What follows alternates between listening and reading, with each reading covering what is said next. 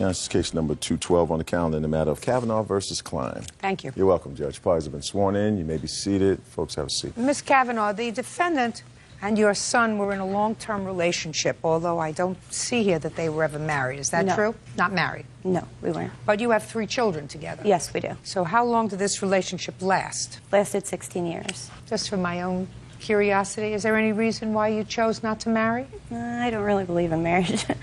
I'm too afraid to get married. Divorce is too expensive. Your claim is that Miss Klein has some property that belongs to you. Yes, she does. In her home. Yes. After, of course, your son left. You want it back. And you also claim that Miss Klein made false charges to the Child Protective Services Agency about you, causing you severe stress. Miss Klein says she did not make those calls to Child Protective Services. She knows who did. Yeah. She says her girls did. My girls did, and also Cassie and Christy, who are her witnesses. And they did it at their house. And she said they found things that were troublesome to them. As far as the property is concerned, she says the property is hers. The property we're talking about is a pool table, is that right? No, it's a poker table. Card table or coffee table. Okay. According to what you said, Ms. Kavanaugh, in your complaint, you gave this poker table, this table, to your son as a gift. I lent it to him. No, that's not what you said. You said you gave it to your son as a gift. You want me to read you what you wrote? No, that's fine. Just to say, I know that you dispute that. I had given my son a custom-built poker table for his birthday. Correct. So let's deal with the poker table because that makes my life very easy. You have no interest whatsoever in the poker table. Okay. Got it? Once Yes. you give a gift, the gift is gone. And I don't see your son here. If he wants the poker table back, and if it's his, it's certainly not marital property because these people weren't married.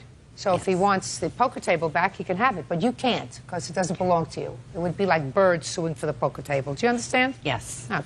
Let's get to the allegations of abuse and or neglect that were made to Child Protective Services. When did your son and the defendant separate? February, she threw him out. Were you working during the 16 years you lived together? Yes, I was. I was basically the only one working in the relationship. What were you doing? I managed 2 bowling centers. And who took care of the children? Anthony usually did, and Dorothy. What kind of work does Anthony do? He worked on cars on the side. No steady job? No. Why doesn't your son have a steady job? He did have a steady job. He worked at the garage. It was in his name. He did have a steady job. He had his own garage at 25. You mean for the 16 years that they lived together? Yes, ma'am. Did he file tax returns on that? No, he did not. Well, if he had his own business and if he was making money, then that's a very serious crime that he committed by not filing tax returns for 16 years. Here he's got his mother swearing under oath that he had his own business. He did on the side. Kavanaugh. He did on the side, yes. What do you mean on the side? On the side is something that you do when you have a full-time job elsewhere, True. Ms. Kavanaugh. True. On the side is not what you do when you have 3 children. That's true. I agree with that. Where is he? He's working right now. Doing what? He works for Twin City Transmission. What happened to his garage? It was closed down after Stephanie and him got into trouble and separated. Due to his alcohol and drug problem, he's on probation right now. And that's why he had to leave the home, because I did not want that around my kids. It took me a long time, but I was a victim of domestic violence until I got strong enough to do it on my own. Fine. Well, he's certainly not here supporting his mother. Or his children. What makes you think that the defendant called Child Protective Services? Because of the paperwork that I have and the statements that they made. I'd like to see it. Oh, okay.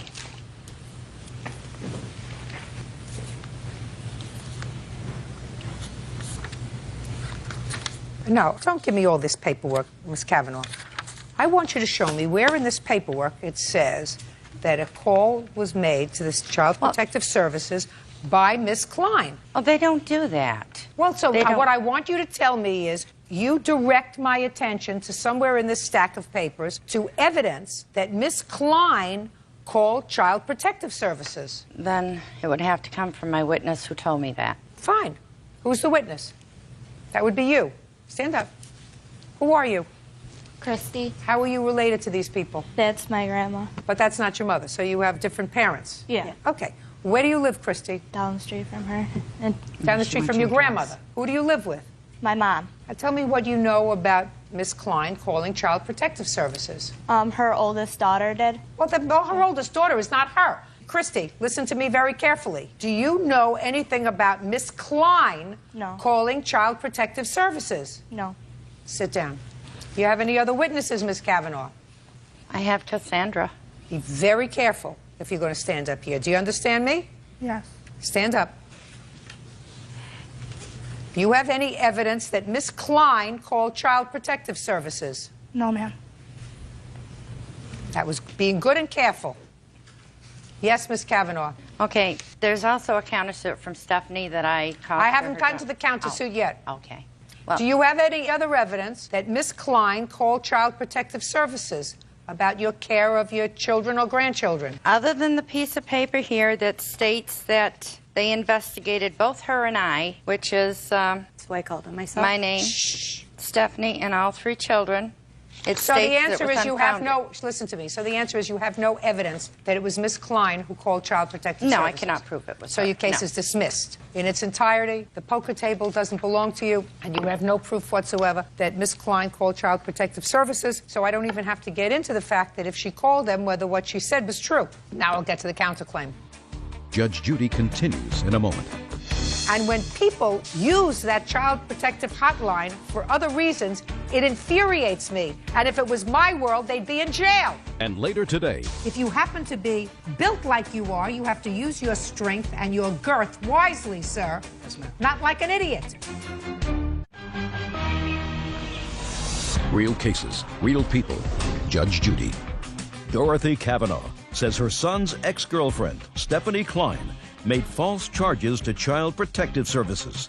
Stephanie is countersuing, claiming Dorothy's actions caused her to be fired. Your counterclaim is that Ms. Kavanaugh called Child Protective Services with regard to you, your care of the children, and because of her harassment, you lost your job. I'd like to hear it. I can't prove that she called, but Then if you can't prove yeah, that she that's- called, then you have that no I case. I'm not positive that she called. Kids were visited because of it, in which they stated that Dorothy. You can't tell me what they stated. Not necessary. I don't have to reach that threshold Okay. question because neither of you has any proof that the other was That- responsible for calling Child Protective Services. That's part of Let my me deal case. with Child Protective Services, these calls back and forth, whomever they came from. Calling Child Protective Services is like calling 911. You call 911 when there is some emergency, when you feel as if somebody is being threatened, when you feel as somebody is being placed at risk. And I'm not saying that those things weren't the case with these allegations that were made by whomever they were made. But it should be a felony in every jurisdiction, a very serious crime,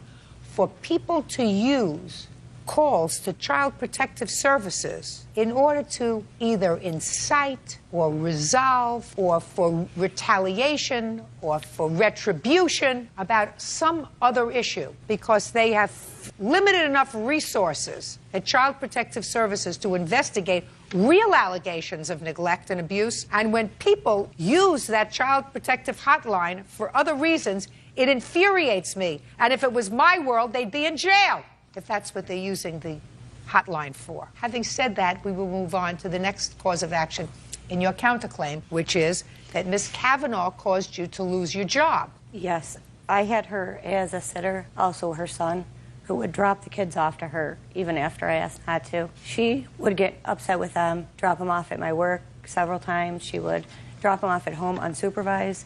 She'd have them sitting on the porch in the middle of winter. She once set Jordan on the porch in the middle of winter with just a towel on because she didn't want to shower with her 10-year-old grandson, and she was 11 going through puberty at the time, which is disgusting. Ms. Klein, listen to me. If what you're telling me is that because she wasn't a good babysitter, that caused you lots of stress, Yes. put your hand down, and you ultimately didn't show up for work and it caused you to lose your job, you have options. Your option is get rid of her as a babysitter. I then did, and Then you can't sue her. I And mean, got that's your Christy. option. Well, she called my work, harassing my boss, calling the cops on him. I got the Well, letter just for one that. second. Is your boss here? No, but I have a letter stated to me why I was fired and a I'd like to see the complaint from the Tonawanda Police Department. letter. I'd just like to see the letter first.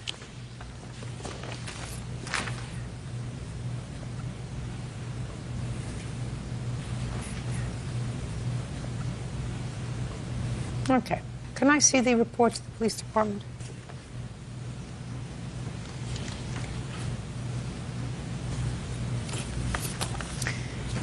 Did you at any time have her son arrested for anything? She says yes. He used to for be- what? Harassment. Well, he probably was harassing her because he's a drug addict. That's what she says. Is that true? Put your hand down. Is that true? Not anymore. I don't care if it's not anymore. You mean not today? Not today, but she also is. Listen, who's taking care of the 3 children? Who's taking care of the 3 children? At the moment, Yes. a girl who had their children taken away from them, so I Who do heard. the 3 children live with? I'm not talking about at this Oh, moment. they live while with the she's mother. here. They live with the mother, not with your son. Exactly. Exactly. Okay. So, when did you have him arrested? Actually, I had him arrested once, a couple times.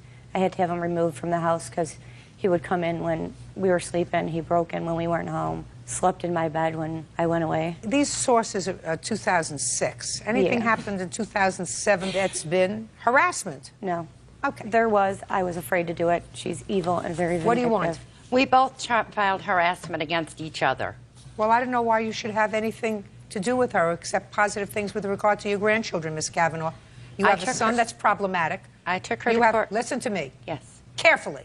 Yes. You have a son who's a problem. Yes. You have the mother of your grandchildren who has been supporting the family for 16 years because your son is a bum. There's no question that he's a bum because there's no question that they had to file tax returns because she worked for a company that wouldn't have paid her under the table. That your son, if he was working at all, which I somehow doubt, certainly has not filed tax returns and has not paid his fair share of our expenses as a community. He was paying child support. Well, what do you want me to do? Give him a gold medal for that? He made children. That's what he's supposed to do. Yes. Put your hand down. He's supposed to pay child support. Yes. A lot, not a little. Right. So if I wanted to be supportive, I would be as supportive as possible if you were a reasonable grandparent of my 3 grandchildren and said to my son, listen, I tried my best with you. Maybe my best wasn't good enough, but I'm certainly not going to annoy the mother of my grandchildren who's trying to keep it together. Do you get my drift? She wasn't That's trying to keep it together. Do you get my drift? I understand you, yes. Perfect. And I wouldn't sue her for a stupid card table because that's ridiculous. Ridiculous. Goodbye. Your case is dismissed, as is your counterclaim. Parties are excused. You may step out, ma'am. Because she's a wacko. Just to hurt me even worse. Drinking and drugs. I wouldn't be able to afford my mortgage or my house Both her and my son were the same. if I was doing drugs, nor will I be able to care for 3 children. That the mother gets treatment for her drinking. She does that with any one of her kids that separate from their girlfriends. Well, I would imagine eventually somebody will catch up with her and take those children away from her. That's what she does. She has nothing better to do than sit on her butt, smoke cigarettes, and make everyone's life a living. And now the next case. All parties in the matter of Bolin versus Juarez, step forward. 26-year-old Christopher Bolin is suing fellow partygoer, 18-year-old Michael Juarez, for denting his car during a fight. Michael claims the damage is not his fault. Mr. Bolin, it is your claim that Mr. Juarez, during an argument at a party, threw someone into your car and damaged it. And Mr. Juarez says he didn't do that. Yes. When was the party? May 29th of 07. Questions are going to get harder, Mr. Bolin. No, I'm sorry. Who, what, when, where, and how? Those are the questions you should always come prepared to answer. All right. All right? Yeah. What date was the party? May 29th of 07. Who was there? There was a lot of people there. In whose house was the party being held? It was at a friend's house down the way from my house. I don't even know the person, actually. Who knows the person? I know his name is Ryan. Who did you have a fight with? I had a fight with him right there. I don't know his name. With you? Richard. With Richard? Yes. What'd you have a fight with Richard about? It was because at the end of the party, my phone was missing, and I was trying to look for it. And I went around asking everybody, and when I went to go ask him, we had a confrontation, and then we started fighting. It was a quick, 2-minute fight. It didn't last so long. Why did you fight with him? Because we started arguing, because I wanted to see if he had my phone. And we started arguing, and... No, explain that to me. Mr. Juarez, your phone was missing. You asked to see his phone. Mm-hmm. What did he say? He said no. Yeah? No, that's not right. Shh, just a second. He So? said no for a minute, and then he finally showed it, and it was dark. It looked like my phone. I wanted to see it. He wouldn't let me see it. And he said, and we started getting into it. What do you mean you started to get into it? You started to get into it. Yeah. You accused him of stealing your phone. Yeah, because I was missing my phone. I'm speaking. I'm sorry. Did it turn out that he stole your phone? No. Where was your phone? In the car. So you made a mistake? Yes, I did. So you had this fight over something stupid where you made a mistake. And you started to act physical with somebody who says, don't accuse me of being a thief. Isn't that what happened? Yes, ma'am. Now, tell me about throwing somebody into a car. I pushed him. And he fell into a car. Yes. So whose fault is that? Mine? No. Whose fault is it? Uh-huh. Whose fault is it? I just pushed him. I didn't mean to him go in the car. Is there something wrong with you? Who is this person here? That's my mom and my aunt. You don't want to embarrass yourself any further in front of your mother. No. Whose fault is it if you pushed him and he fell into his car? I pushed him. I didn't mean for him to fall in the car. Your Honor, he didn't actually... Jump! Do I look as if I need any of your help? No, I'm sorry. You want to have a talk with him. Is your last name Juarez? Yes, it is, ma'am. I'm going to give you 30 seconds or less to talk to your son. Right up there. It's your phone. It's yours. Yeah. Now your mother's going to sit down. Yes. Whose fault is it, do you think, that his car got damaged? I pushed the man, but I don't think it's my fault because how big I am and how big he is, it'll take a lot of force for him to make a dent in the car. And if it made a dent, it would have gave injury to the man. And I'll be right here getting sued by him. That's why I feel Whatever it's it not my was, fault. it didn't work, Mrs. Juarez. Could I please see the pictures of your car? Yes, ma'am. How old are you? 18. What do you do? I'm a student, AVC. Stay there. Perhaps forever. Go for continuing education. You have an estimate. Yes, ma'am. What's the estimate? From Scotty's Auto Collision. What is the Oh, estimate? for Not from $9.95. whom? Who, what, when? Sorry, where? $995. Mr. Juarez, you did the wrong thing. You made a mistake. You accused somebody of being a thief. When they chose not to play along with you, you started an argument. Your argument resulted in this young man's car being damaged by you. Because when you pushed him, the natural consequence of your pushing him was him falling into the car. Now, you didn't intend to damage the car. You intended to damage him. Unfortunately, the car got damaged. You're just lucky he didn't get damaged as well, because then I would have wiped up the floor with you. And so would the police department. If you happen to be built like you are, you have to use your strength and your girth wisely, sir. Yes, ma'am. Not like an idiot. Yes, ma'am. That's all. Judgment for the plaintiff in the amount of $995. That's all. Parties are excused. You may step out.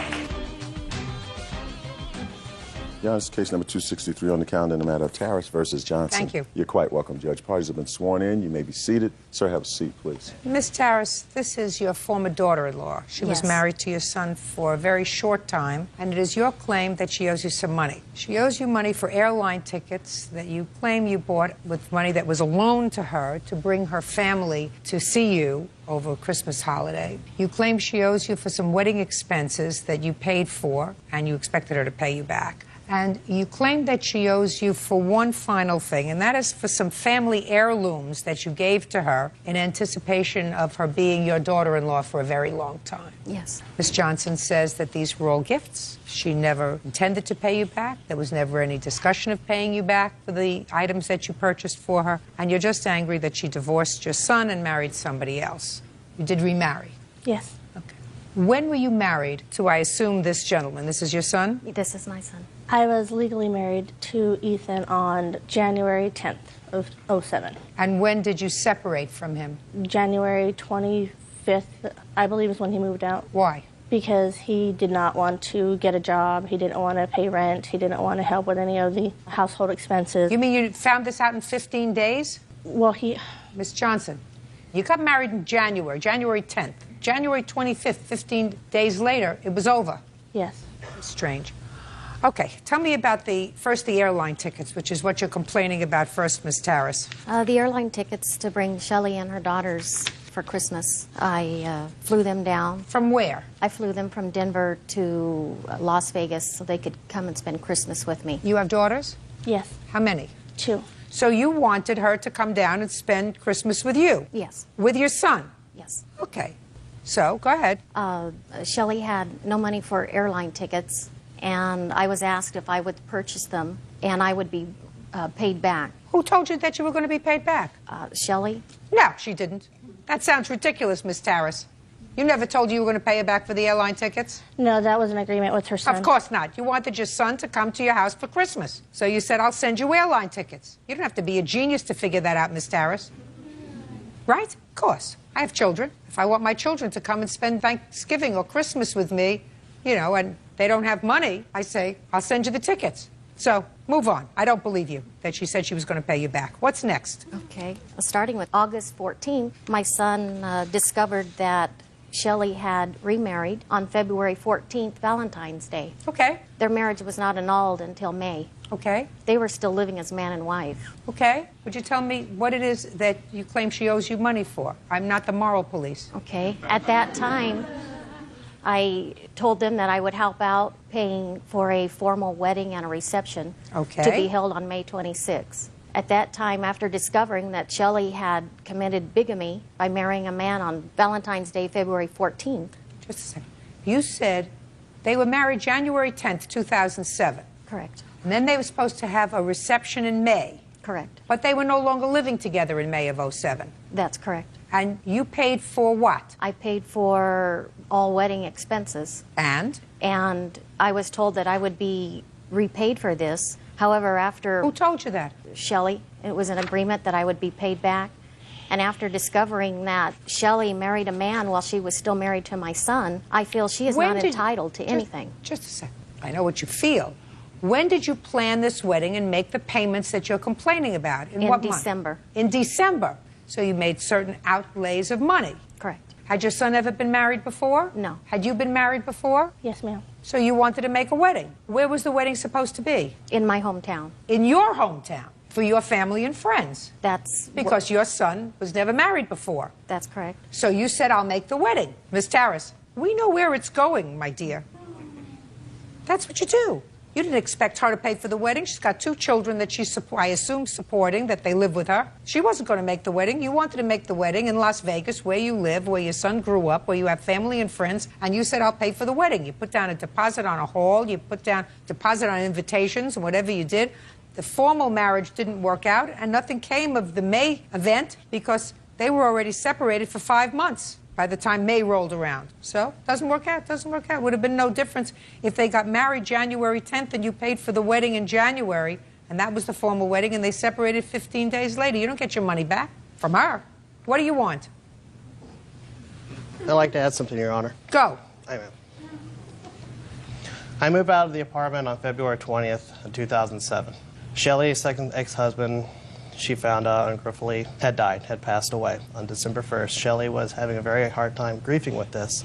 And I can remember multiple times her waking up in the middle of the night telling me how much Chris was a better man than me.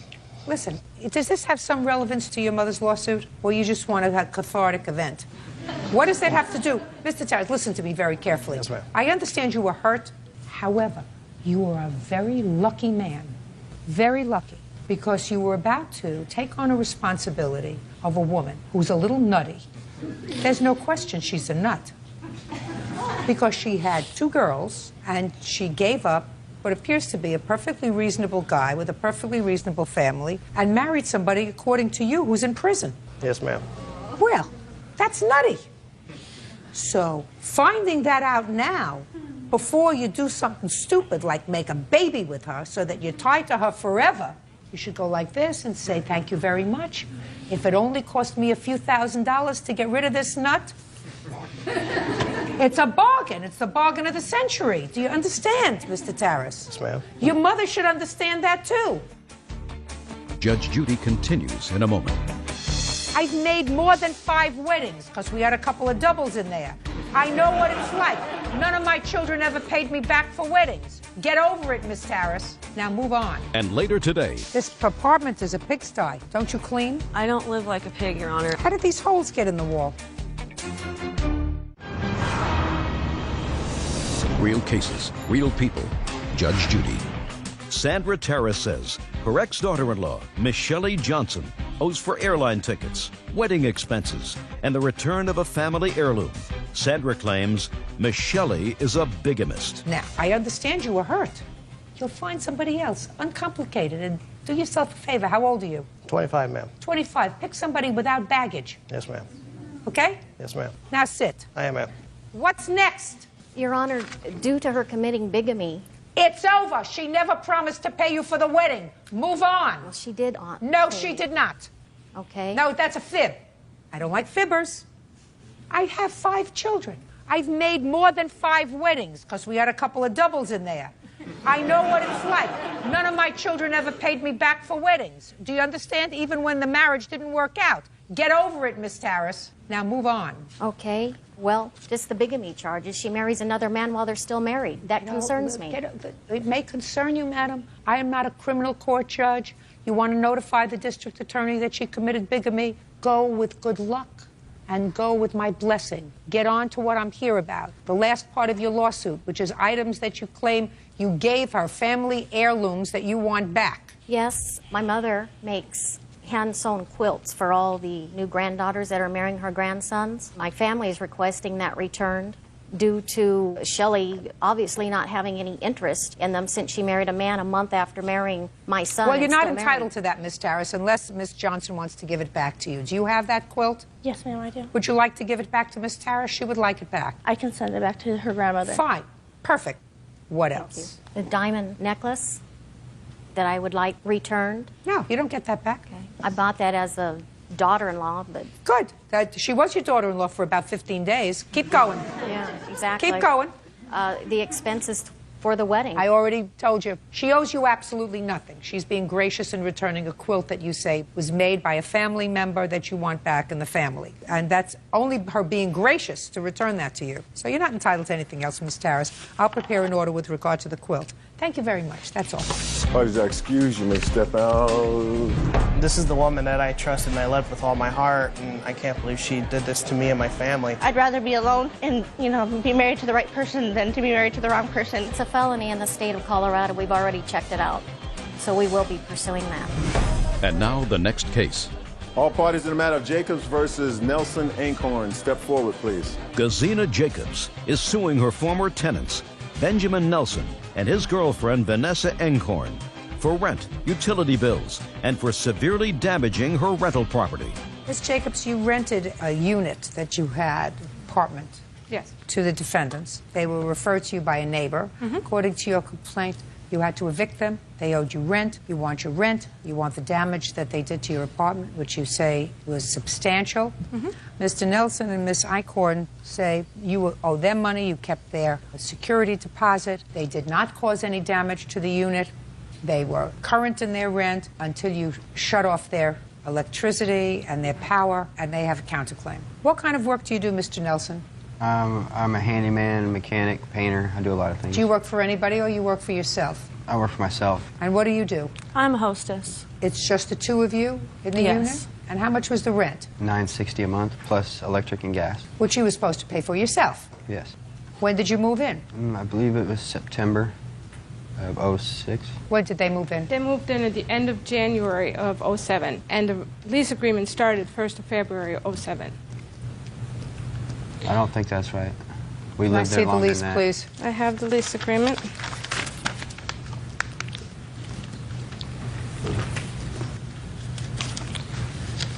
Are you on any prescribed medication, Mr. Nelson? No.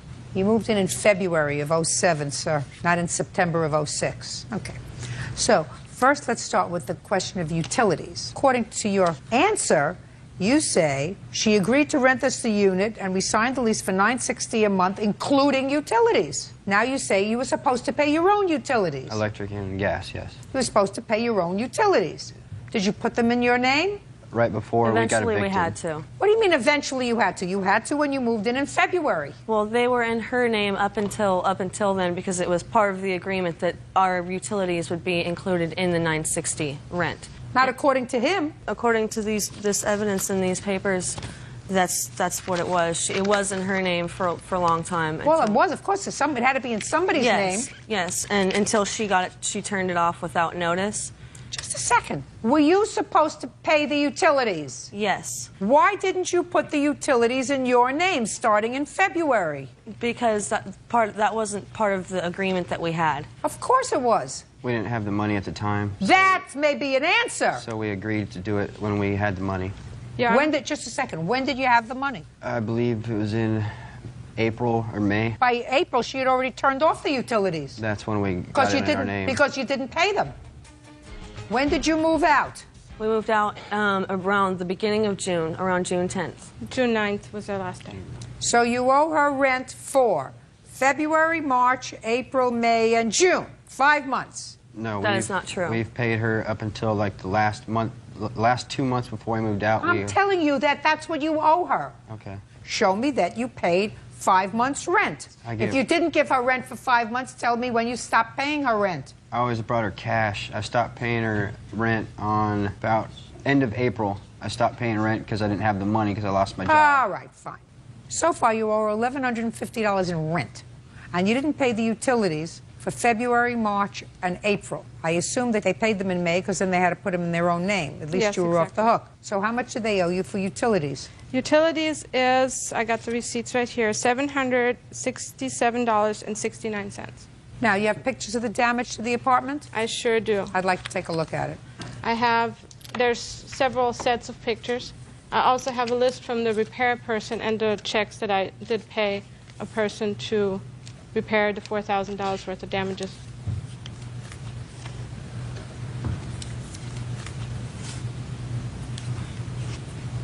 How did these holes get in the wall? That was a prior roommate. Whose roommate? Ours. A bad selection of a roommate. Well, you owe her for this damage. Yes, I believe we do. We're responsible because... You are. It's your roommate. Go find your roommate. I'm putting in a small claim right now. Yeah. Go ahead. That master bedroom, I know it was their bedroom, and right below those holes was their mattress. So, yeah, you can see her head there, Your right Honor, where he... that is untrue. She's made a lot of allegations about us, about him doing bad things to hurt me, a lot of reason why those holes are in our walls. When was the last time the police were called to any residence where you have ever lived for domestic violence? Never. Just this once. If she'd called. Just a second. When in any of your residences were the police called on a complaint of domestic violence? None that we know of. She just said once. Well, no, we believe that's what she called about. Yeah, because they showed up, but nothing was ever done about it because nothing was wrong. They showed up at the residence because they were looking for him. This apartment is a pigsty. Don't you clean? Yes, ma'am. Yes, we had a roommate that came in while we were at work and damaged a lot of It's stuff. filthy. That doesn't happen from a messy roommate. That happens from people who live like pigs. I don't live like a pig, Your Honor. Well, you did. I never saw a place so filthy. I had to go through my house in 2 days' time, and I had to pretty much tear everything apart that I had and find what was sentimental to me, pack it up, and then start throwing a lot of my things away. Should have paid your rent. Your Honor. You should have paid your rent. That's what happens when you don't pay rent or utilities. We'd agreed to start paying it off. We'd actually started paying it off. And Listen, she's not your mother. I know. She's your landlord.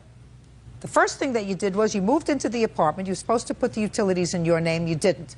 Then you have a counterclaim that she had no right to turn off the utilities because she got tired of paying $767 for your utilities. Well, then you had no choice, but you put them in your name. At least she's off the hook. I don't know whether you stiffed the utility company or not. I assume you did. Now, then you leave an apartment like a pigsty and you blame it on a roommate. Well, so far it's everybody's fault but yours. Everybody else is wrong. She's wrong. I'm taking responsibility since it was my roommate. I have to. I don't necessarily think it was your roommate, sir. I don't necessarily think it was your roommate. I don't believe necessarily it was your roommate just because you say it. Do you understand? Oh, I understand. Good. I'm glad you do. Okay, so far you owe her $19.17 just for your rent and the utilities. And that's the detailed list of what was repaired? Nothing was repaired, Your Honor, except for the holes in the walls, because I live right next to that place, and so does my neighbor, and she happens to walk by and she sees our things are still being used. A refrigerator that she said was damaged that we need to pay for to replace, still being used. It was like that before we moved in. That's a lie. Show them these pictures, please. The refrigerator was not repaired, and the refrigerator I'm not suing for. I'm just suing for the repairs Mr. Bean did on my rental unit. Your Honor, I was going through all these items. That's why it looks like a pigsty like this. Hey, just take a look at the toilet. The toilet isn't going through the items. That toilet hasn't been cleaned, it looks like, in 6 months. You owe $5,000 for your cleanup, for your rent, and for your utilities. Now, give me 30 seconds or less on your counterclaim. Let's go! We don't believe we owe her because nothing was fixed before we even moved in. Forget it. Next. all of our stuff that was in the house. She told us we would have 2 days, and we had Why nowhere to didn't go. you get your stuff out? We stayed up all night trying to get our stuff out. We had but 2 we had a days house time full of to do stuff, it. so we got Did out you what pay we rent could. in June? I was giving her a couple hundred every week. Did you pay rent in June? Not in full, no. Counterclaims dismissed. You owe $5,000. That's all. Thank you, Your Honor. Parties are excused. You may step out. Ramirez versus Flynn. Parties have been sworn in. You may be seated. Folks, have a seat. Mr. Ramirez, you and the defendant dated and, I gather, lived together for a brief period of time. You had one child with you at the time? Yes. And it is your claim that she, after an argument, threw you out with your child and kept your property. The defendant says that when you left, you owed her some money, and instead of the money, you said to her, just keep my stuff. I don't want it. You know, sell it. She's also counterclaiming because she says you assaulted her. Correct? Correct. Okay. When did you move in with Miss Flynn, Mr. Ramirez? She moved in with me about 4 months after we met to my home that I was renting. In what year was that you moved in together? This year. 2007. 2005. When was it? 2005. And when did you move into the apartment that you left? We moved in at the end of July of 2006. And you have one child. How Yes, old is ma'am. that child? She's 8. And you have custody of her? Yes, ma'am. Tell me what happened when you left, sir. Well, when she kicked me out, me and my daughter, she just kicked me and my daughter out. Well, tell me about that day. While we were talking, and I have an invention. You have an invention? Yes, ma'am, that me and my brother came up with. And Miss Flynn stated that she wanted 10% of something that doesn't exist. And I said, no, how am I going to give you 10% of something I don't even have? So that's where it started, and that upset her, like, just totally upset her. And she said, what? And I said, how am I going to give you 10% of something I don't even have? I can't. What do you mean you don't even have? You had an invention you just told Well, me. yes, ma'am, but it's just in the process now. I haven't... Well, I assume that what she was saying is that in exchange for whatever financial contribution she was making, were you working at the time? Yes, ma'am. You were both working? Yes. Well, I assume she was saying that because you lived together as a couple, she wanted 10% if anything happens with this invention. And you said, no, I don't think you're entitled to that. So you're entitled to say that to her, Mr. Ramirez. If she wants 10% or 50%, then you got to get married. Then that's what the state does. The state says, well, then property becomes community property or joint property. But you're not married, she's not entitled to anything. So you're absolutely within your rights to say, I don't want to give you 10%. Is that when she threw you out? Yes, ma'am. What did she say? Get out of my house. You and your daughter can get out of my house. And is that what you did? You left? Yes, ma'am. And you left your things? Yes, ma'am. What things did you leave there? I have a list of things, numerous things. They better be big items, sir, because I don't get involved with saucepans and dishes. That's just some of the things. That's not the personal belongings, like pictures and... I'm going to cross certain things out here, Mr. Ramirez, that I think are ridiculous. Charbroiled barbecue with 2 propane tanks. Prairie dining. Did you purchase all of these things, sir? Yes, ma'am. Did you purchase them while you and the defendant were living together? No, ma'am. Prior. You had these things? Everything on that list is prior to our relationship. Let us take a look at this.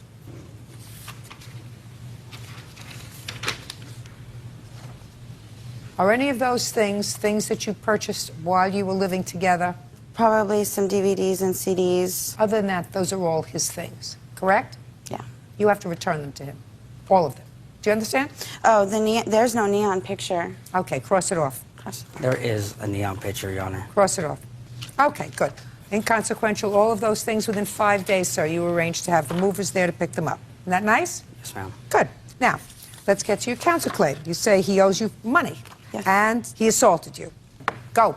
Actually, the invention, the alleged invention that he has is something that my doctor asked him to make, and I actually have a picture of it. What does that have to do with anything? That's why I had asked him for 10% of his alleged You're entitled invention. to ask. So he's entitled to say no. My counterclaim is what he owes me when he was not working for October, November, and December. You were not working October, November, December? October and November, Your Honor. And December. Well, just a second. Were you working in December, sir? No, ma'am. So you didn't contribute to the household for those 3 months? No. So how much money do you owe her? I don't feel I owe her anything. Why not? That's the way relationships work, Your Honor. Why? Did she work all the time? No, she doesn't work. She doesn't work at all? No. How do you support yourself? I receive disability and Social Security. What's the nature of your disability? I have a blood condition that affects my ankles to where I get a lot of blood clots, and I'm in the hospital a lot. I get a lot of infections. So you were supporting the household and paying the mortgage on your Social Security disability? And child support. You have children? I have one child. How old? 9. Also, Just a second. Was your arrangement when you moved in that you would pay half the mortgage, sir? No, ma'am. What was your arrangement? Just that we're going to move in together and help each other out as a relationship does. No. How did you handle the finances, Mr. Ramirez? Well, I was working prior, and then I just When you were working prior, how did you handle the finances? we just share them. How did it work? You came home and you all both deposited checks into a joint account? No, ma'am. Well, how did it work? I want to know. I would handle cash and pay the bills. How much? It just depended on how much the bills were at the time. Mr. Ramirez? Yes. How much would you hand her each month? Maybe $1,200. Each month? No, not each month. Well, that's When what I I'm could. asking you, sir. You don't play with me, Mr. Ramirez. Yes. You think you're smarter than I am? No, ma'am. Mr. Ramirez, you owe her $1,800. What else? He also owes me for his vehicle insurance from May to January, which I do have invoices for. Just a second. Why did you pay in May? He was working in May. Because I had added him to my insurance because he couldn't get it on his own. And with the money that he was giving No, my me- darling. Listen to me. In May, he was working, so he was giving you money. In May, June, July, August, he was working. He was giving you money. Not you enough. Pay the. Who cares? That's not something I'm getting involved with. So far, he owes you $1,800. Period. Okay. What's next? So he owes me then $120 for vehicle insurance for October, November, and December, ma'am, when he was not working. October, November, and December. You had a car? Yes, ma'am. She was paying the insurance? Yes, ma'am. Good. And you weren't paying Helping. anything? And But- January. Yeah. Just, you weren't paying anything? Not a penny. Okay. How much a month? $40 a month. Okay. So it was 3 months or 4 months? 4. 160. What's next? The satellite dish was a household bill. Forget it. You still have the satellite dish, no? I still have it. Keep going. I'm also countersuing for the assault. Well, let me hear about the assault. Okay. One night I was just in my house, in my room with my friend. When? Approximately the 14th of January. After he had left? After he had left. He came back into my house. He still had a key because his stuff was there, so I didn't change the locks. I changed my alarm code. I thought that was good enough. He came in anyhow. I had my room closed. When I opened my bedroom door to see who had come in, he was already right there. And he asked me What were you doing there? I went to pack my daughter's things in her room so I can... Did you call her first? No. Why not? I have a key. You have no right to do that. You're not a tenant there. You hadn't paid rent. You have no right to go in. When I received my first check, after I got my job, I handed her my first check. No. What date? You didn't. What date? Like January, No. first week of February. You mean after you moved out, you handed her a Oh, check? no, Your Honor. Baloney, Mr. Ramirez. Baloney. You had no right being there. None. So what happened? He said, "Who's in there?" And I told him, "None of your business." He pushed the door open like this, and the door hit me in my face because I was on the other side of the door. I proceeded to push the door and tell him that he wasn't going to come in, that it was none of his business. And with his strength, he pushed me into a dresser that I had by the door, which bruised my arm. Why did you do that, sir? I did not, Your have Honor. pictures of my lip where the door busted my Can lip. I see it, please? And my witness was in my room. When he saw that it was just my friend Diana, he left. I told him I was calling the police. I had the police on the phone, and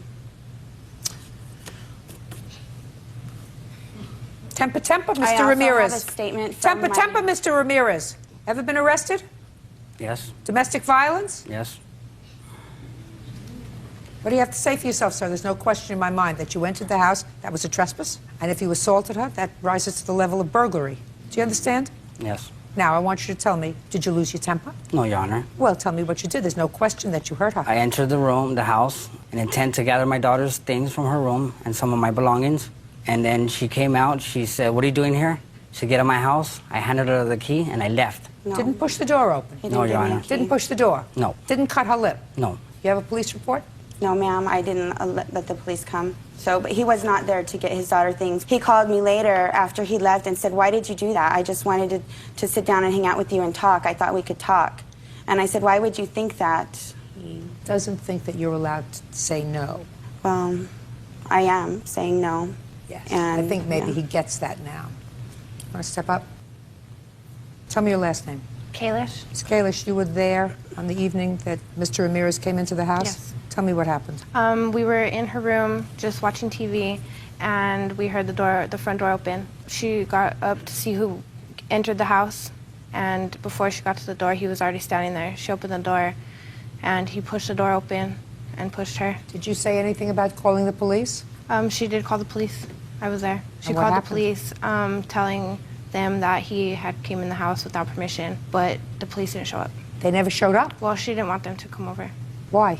The calls can take an hour to 2 or 3 hours, and I didn't want to waste their time. He was already gone. I felt safe in the house, and I knew that I could just call back. Why is this picture dated February 9th? Because that's when I printed the picture, and my digital camera, once I changed the batteries, the date doesn't set. So I have a digital camera. I have the camera with me. I didn't print the Did you photos. seek any medical treatment? No, ma'am. Okay. You owe her $1,960. Do you understand? And you can go pick up your stuff within 5 days, the stuff that's on this list. Don't go back and bother her anymore. She doesn't want to have anything to do with you anymore. Do you understand? It's mutual. It's finished. Over.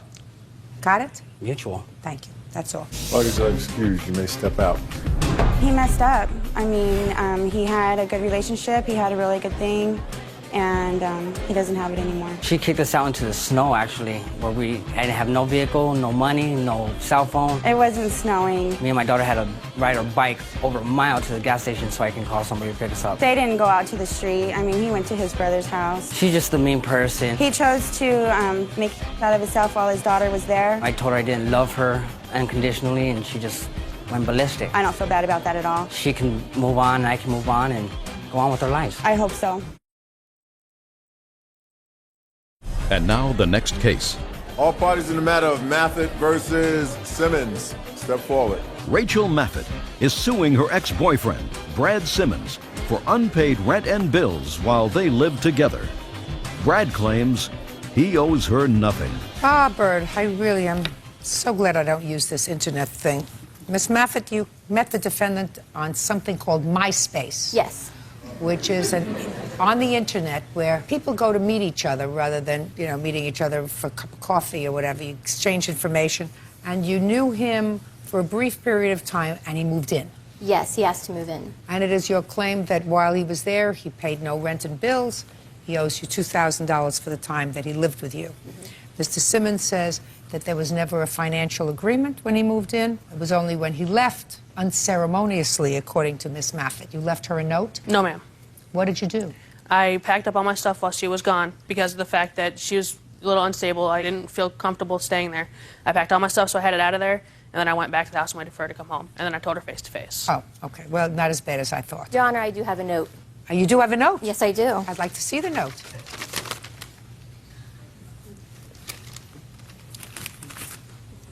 When did you get the note? When I came home and found all of his stuff gone from the house. The note was only...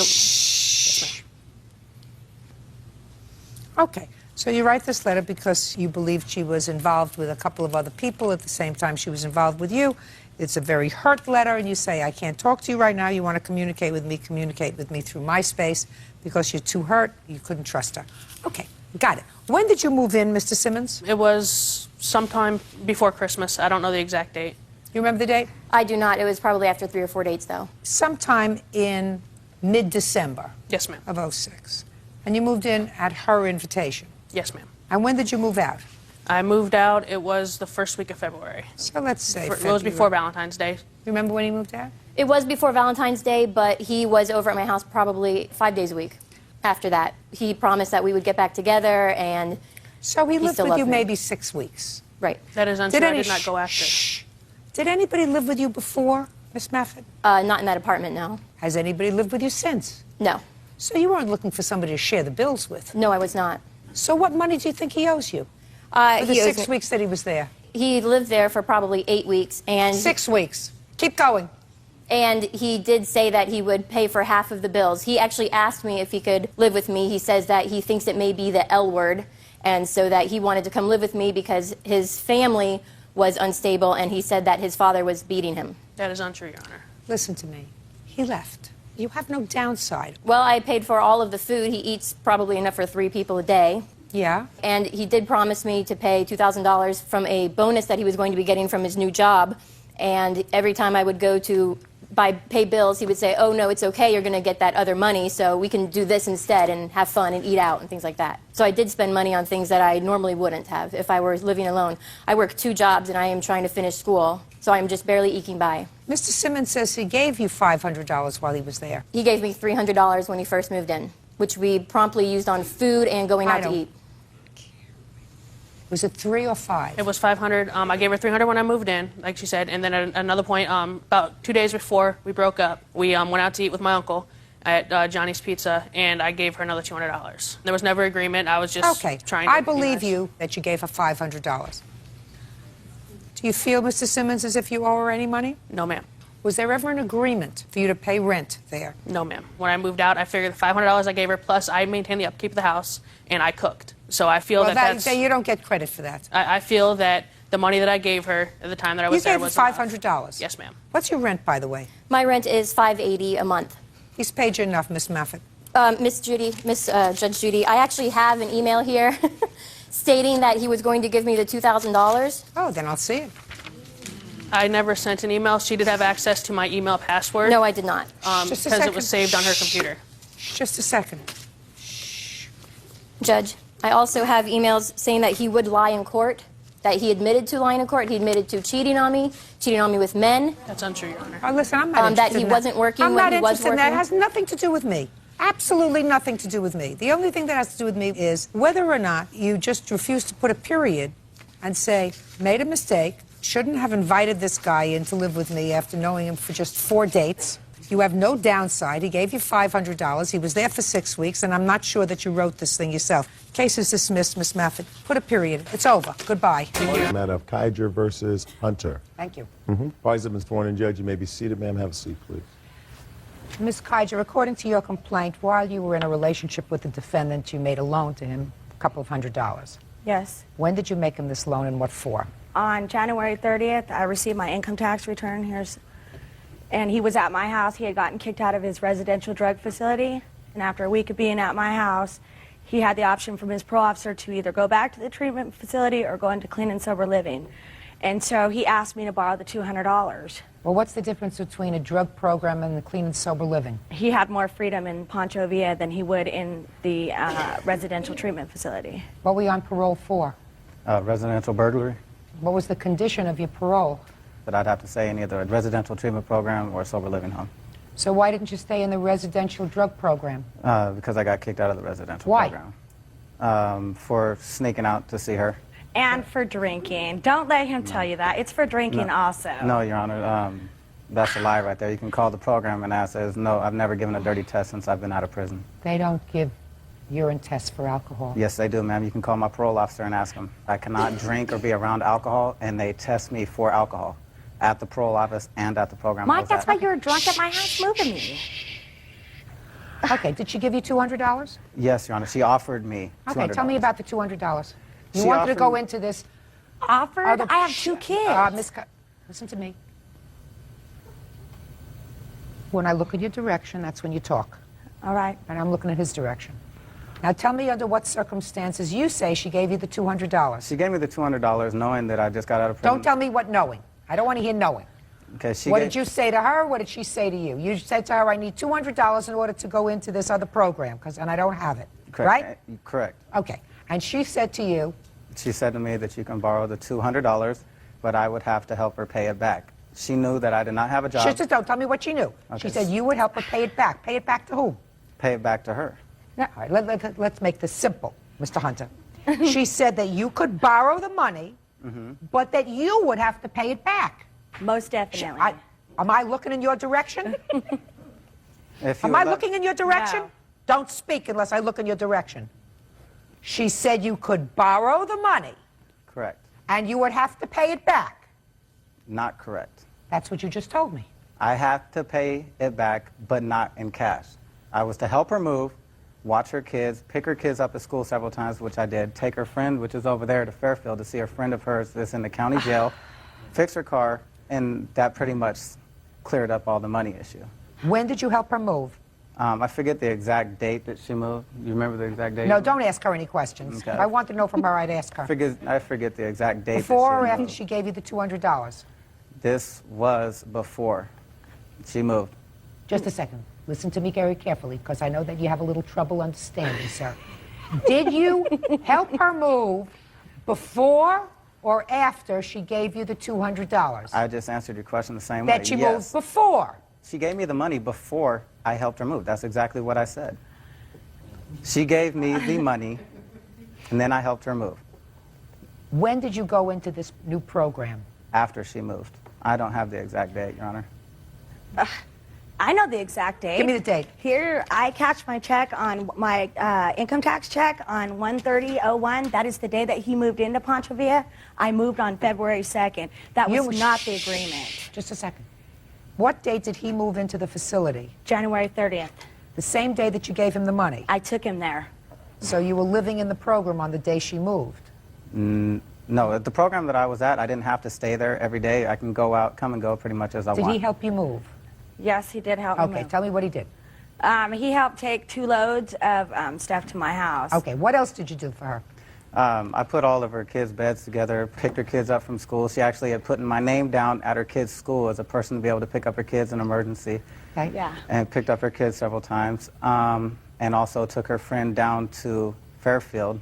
The lady sitting over there took her friend down to Fairfield to the county jail to see her friends. Okay, what did I tell you? Okay.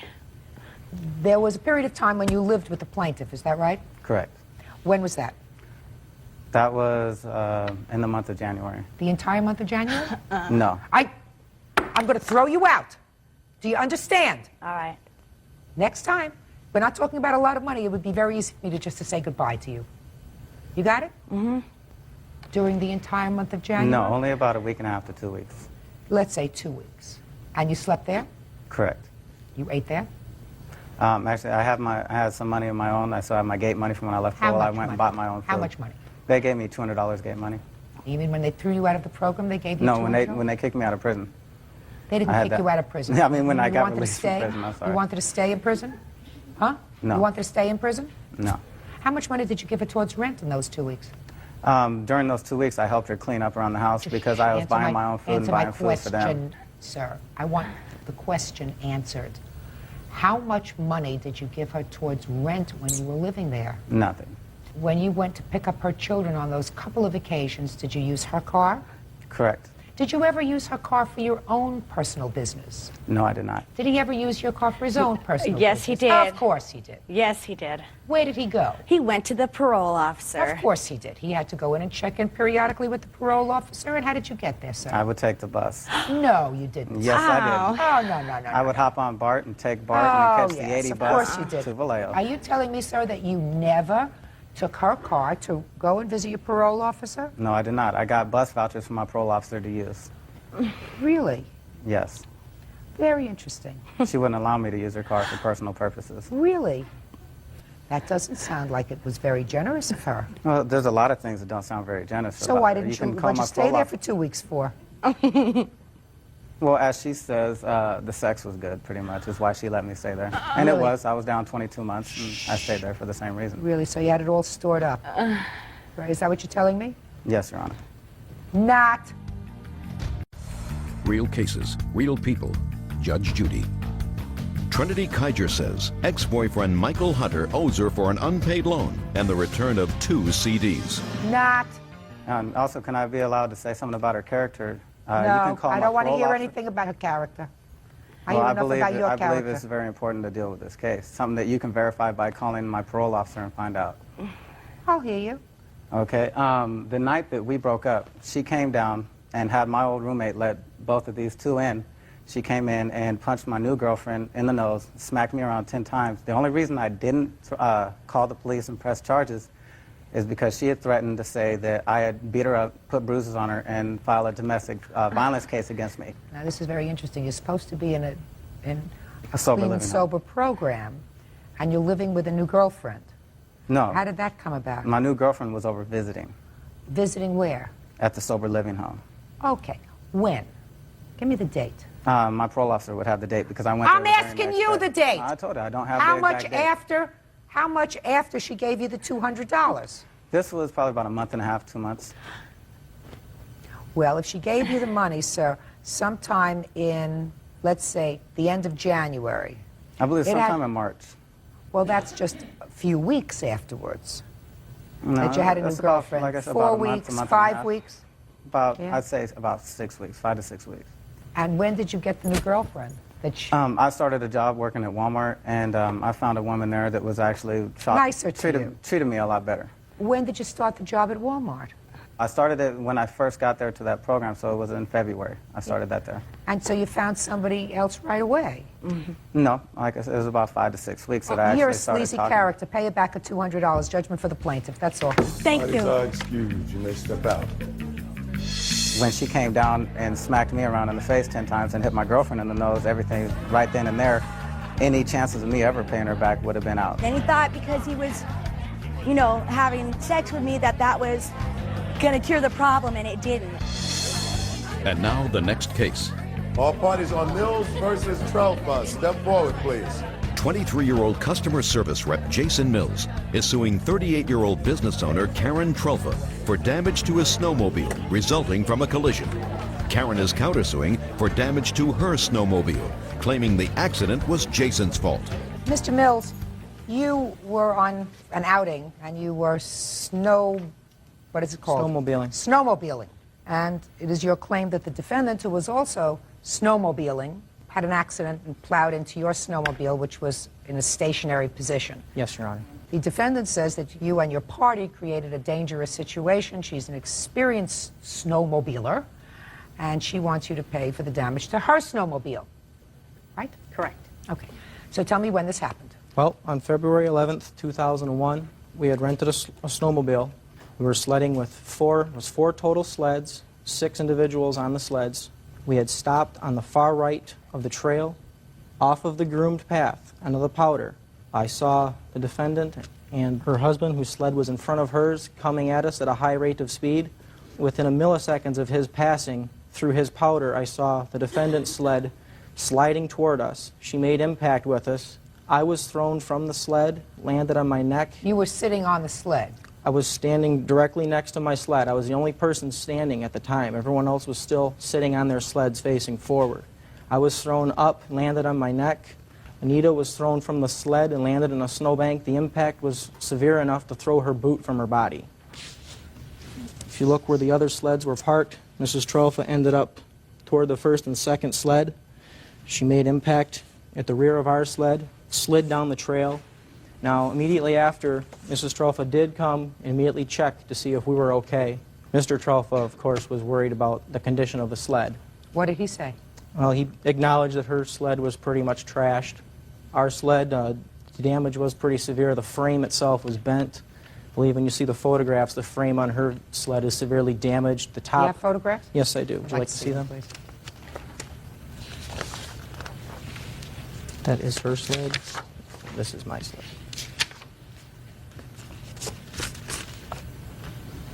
It is hers. The red-colored portion of her sled was actually detached upon impact. It's just laying on. Step up, sir. When did you realize that your wife had been in an accident? After coming to a stop, after avoiding these people, there was people in snowmobiles parked in the trail, and I had to actually go around them on the left, up on the berm off the groomed section to go around them, and that is where I came to a stop. What was the reason, sir, that you stopped your snowmobile? Because I realized that there was an accident waiting to happen, an accident in progress, and my wife was Well, how probably could you getting tell hurt. there was an accident in progress? I turned around. Sit down, sir. Okay, let me hear your version of this accident. We were traveling from this direction down the trail. When I came over the hill, I noticed 4 snowmobiles parked along the right-hand side. There were people on this side and people on this side of the trail. My husband went to the left, which is off the Just a trail. second. This line. You see stupid written here? No, I don't, ma'am. Then you explain to me what possible rationale there would be to park the snowmobiles on one side and then for the people to be standing on the other side, not near their snowmobiles. You explain that to me. Well, it does not practice safe snowmobiling procedure. Of course it wouldn't. It would practice somebody Your being Your on Honor, I drugs. can- They Your leave Honor, their I can help with snowmobiles on one side. Now I could see if you put them near where their snowmobiles were, and you say that they were on the trail. But why would somebody get off their snowmobile, leave it on one side of the road, and walk over to the other side of the road? Why would somebody do that? I don't know why they chose to. I would assume that they were taking photographs. But your husband made it. Which, your husband made it. Yes, he did. And when he went to this side, this person here ran across the front of the trail, which is where I was headed. Go ahead. I couldn't go right behind him. I would have gone too fast, and I would have ended up possibly hitting him because he was in some very deep snow and had stopped very quickly. So I had tried to get between this person and this snowmobile. He must have startled this person, and they ran across the trail. So I grabbed my handlebars and turned them sideways in order to turn my snowmobile so that I either flipped it before I got to this person, or at least did not hit this person nose first and really throw them. Your Honor, I don't know how she could claim that she saw people on the far left side of the trail, especially since I am the only person who was standing next to a sled at the time of impact. Where were the other people? They were still on their sleds. According to your answer, you've been snowmobiling for 30 years, is that right? 12 years. 12 years. We do almost 3,000 miles a winter, so almost 30,000 miles. And is this area that you were snowmobiling in well-traveled? Yes. A lot of people there? Yes. Sometimes experienced? Yes. Sometimes not? Yes. Their bikes were stationary when you hit them? Yes. You're responsible. No, ma'am. Period. Oh, yes, you are. Oh, yes, even if I believe you, and I don't believe a lot of what you told me, nobody would leave their snowmobile in the middle of the road and go and take pictures. They were not in the middle. In the middle of the road and go take pictures. They were not in the middle. Right. So if they were not in the middle and you are a 12-year experienced veteran, you're supposed to be cautious. And I was. You are supposed to be cautious. No, if you were cautious, you wouldn't hit them. I was 100 feet from the line of sight. They were in a very limited visibility area.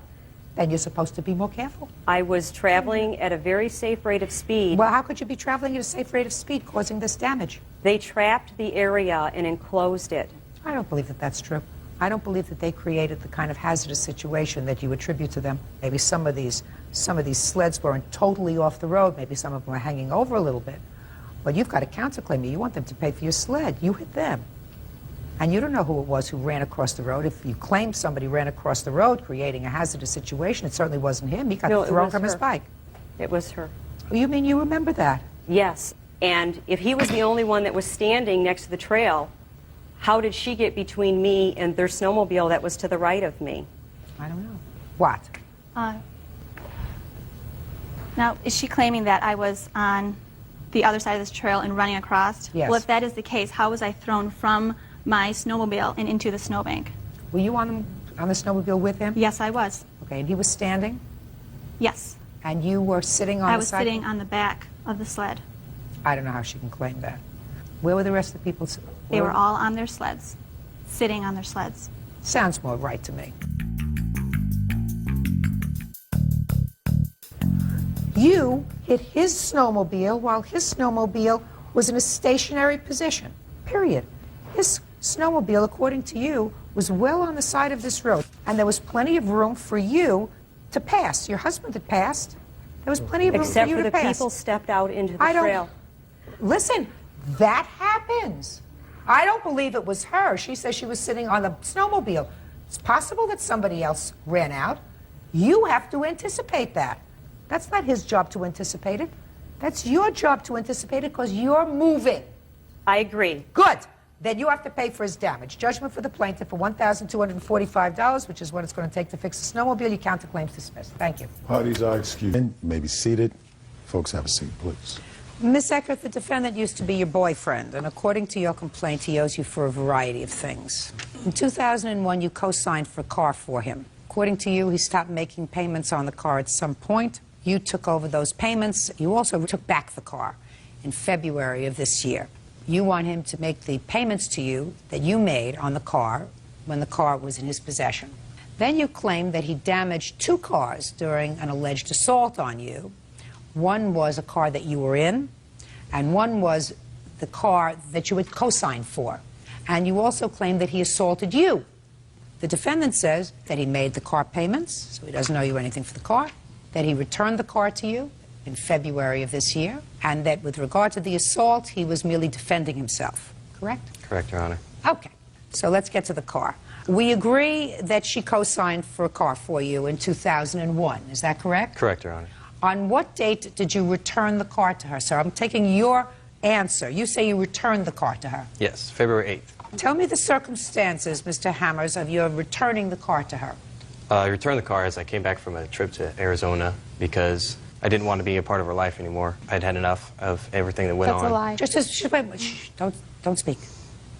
When did the two of you part company? About November 24th. You took the car with you. Correct. Well, then I want you to explain to me in November, December, January, what prompted you in February to return the car to her? The altercation that took place on January 11th. Okay, so this assault altercation preceded you giving the car back to her. Correct. Is that right? Correct. Okay. By the way, Ms. Eckert, what did you do with the car when he gave it back to you? I had to get it fixed, or the bank was going to sue me, and so I had to get the car fixed, and I have estimates showing that I got it fixed. And then... Can't you just answer my question? Yes. Good. And Let's then I start returned again. it to the bank after I fixed it. What did you have to pay them? Anything? To return it? No. So there was no money owed? No. How much did you spend to have it fixed? $474 and some change. So the car was practically paid off? No, it was. No. We just gotten it. We're making September. payments on it, and we bought it September 29th. Did you both put down a down payment? No. I put down my old car as a down payment. Just you? Just myself. She didn't put down any money? And no money was owed on the car because you both co-signed it, so that nobody's credit is going to be at risk or anything My else? credit is, it shows repossession. It does? Yes. But the finance company didn't tell you that there was any deficiency? I had to owe the rest of the money. Well, they had to sell the car at some point. Did they do that yet? I have no idea. Let me see what you have there. This is showing that I paid to have the Eclipse fixed, and these are estimates showing that I tried to find the cheapest place. How much did you pay to have the car fixed? $474.68. Well, is that this bill? Yes. Did you make all the payments on the car, sir? I did, Your Honor. Show me proof that you made the payments. May I interject? The way I made the payments was, it was in her name, and I handed her the cash. I have Corey Sykes with me today to prove that. A couple of payments that were made, he took me to give her the cash. I have never seen this guy. Let me tell you something, Ms. Eckert. I think that you're a little premature in your lawsuit with regard to this car. Ultimately, the bank is going to come after you. I returned the car February 18th of 2004 and haven't heard nothing from the bank. Well, then you better call them, madam, because if you have on your credit report a repossession, the bank is going to tell you how much the deficiency is. They gave you $14,000. They're not going to be able to sell it for $14,000. Do you understand? They're going to sell it for substantially less. And you are going to be primarily responsible for that. So don't look to him for $400 to fix it. You have to look to him for thousands. Well, that's not all that I'm suing him for. I understand, but that's primarily what you're suing him for. Yes. I also have a note saying that he's responsible for all damages that he signed. That's fine. Listen to me. Don't do anything with regard to the car until you have indication from the bank as to what he owes you. Do you understand? What do you want? I was with him when he went to go drop off the payments. Since that section's done, I just want to let you know you are very beautiful. I've always admired you. Cute. Thank you. Since I'm done, I'll sit down.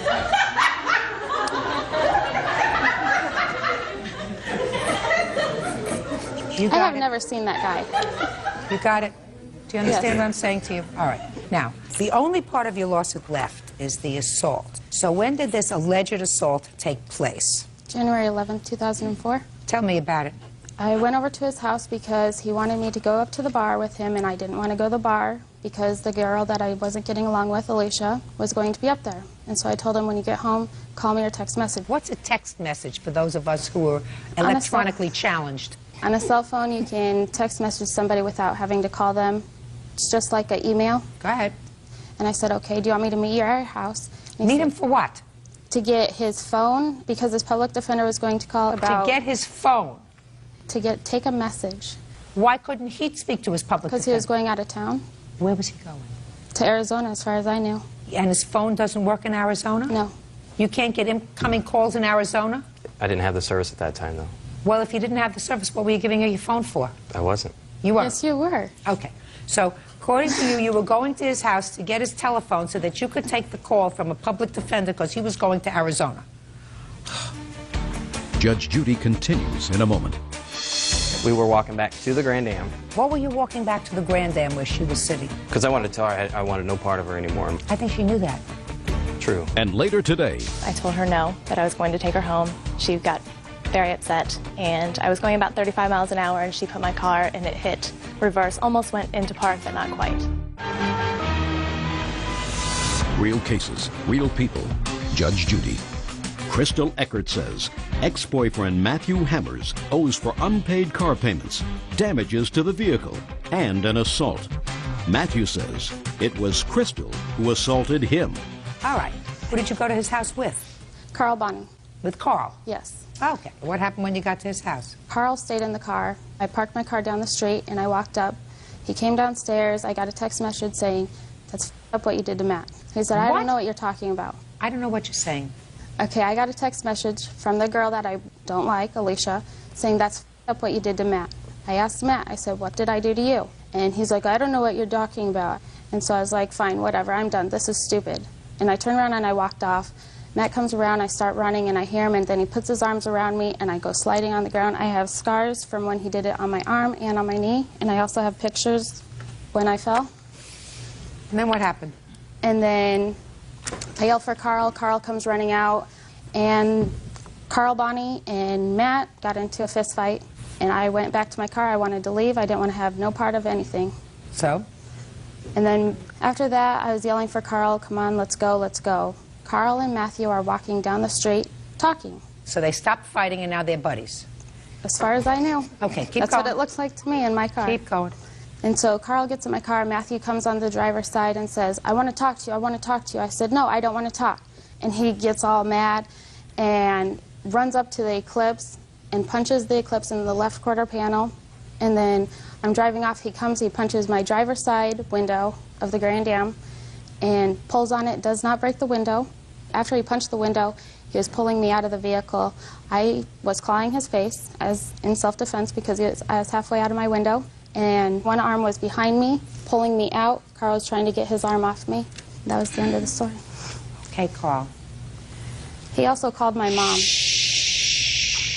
Now, Carl, Miss Eckert says that at some point after you got it on with Mr. Hammers, you were walking back to the car together. Is that true? Yes. And when you were walking back to the car together, what were you discussing? He said he wanted to talk to her. Now, you had just been fighting with him, is that right? Yes. But yet you were walking back to the car and you weren't fighting? No. How did that come about? He said he wanted to stop, so I stopped. Well, tell me exactly what he said. He said, "Let's stop this." And then we... Is that what he said? Let's stop Yes. this? And then he said to you what, Carl? He said he wanted to talk to Crystal, and I said, "She's not going to talk to you." And I said, Did he say what he wanted to talk to her about? He said he loved her and he was sorry for hitting her. And then what happened? And then once we started driving off, he ran up to her car and yelled at her, and then ran back to his car and punched the Eclipse. What did he yell at her? He was just calling her names and all that stuff. And Okay. And he came back to the car? he ran up to the car and punched the window and grabbed it and started yanking on it, and then started pulling her out of the car. Her head hit the mirror, and I was trying to get his hand off of her. And then all these other people from the same complex there came out and yelled at him to get away, and it stopped from there. Okay. Now I'll hear you, Mr. Hammers. Let's go back to the 11th of January. Let's hear what you have to say for yourself, sir. I was at the bar doing karaoke, and I got back home, and Crystal had called my home phone and said that she was downstairs. And I'd gone downstairs to see what she wanted, and she said, "I got this text message from Alicia, who was a girl that was at the bar as well." And at this time, Carl and her had dated, and I didn't know, they could have been dating at that time too. I didn't know. And what part of "don't speak" don't you understand? Okay. Go ahead. I said, "I had no clue about this text message. I don't know what's going on." We exchanged words, and at that point, she had reached out and hit me and scratched my neck. And I was like, I don't want any part of this. So I turned around to walk away, and she came after me. She has shoes that she does not tie, and tripped and fell, and she caught my foot when she went down, and I fell as well. From there, she yelled for Carl as I was up helping her up. Carl came out and said, "What are you doing to my girl?" And ran at me and he had contacted me, which my backhand had hit the eclipse. From there, Carl and I began to wrestle around, and his earring got caught on his sweater. And he said, "Dude, I don't want to fight you anymore. I underestimated you can fight." And from there, I helped him get his sweater off of his earring. And from that time, we were walking back to the Grand Am, and I just... What were you walking back to the Grand Am where she was sitting? Because I wanted to tell her I wanted no part of her anymore in my life. I think she knew that. True. Who's Alicia? Alicia was one of her friends that was at the bar. Do you know Alicia? Just through her. But you've never dated Alicia? No. Did you think he had dated Alicia? No. Do you think he had talked to Alicia about you? No. So what did you care about the text message from Because Alicia? Alicia told me that she was going to bust my teeth in. You didn't tell me that. When did she tell you that? The night before.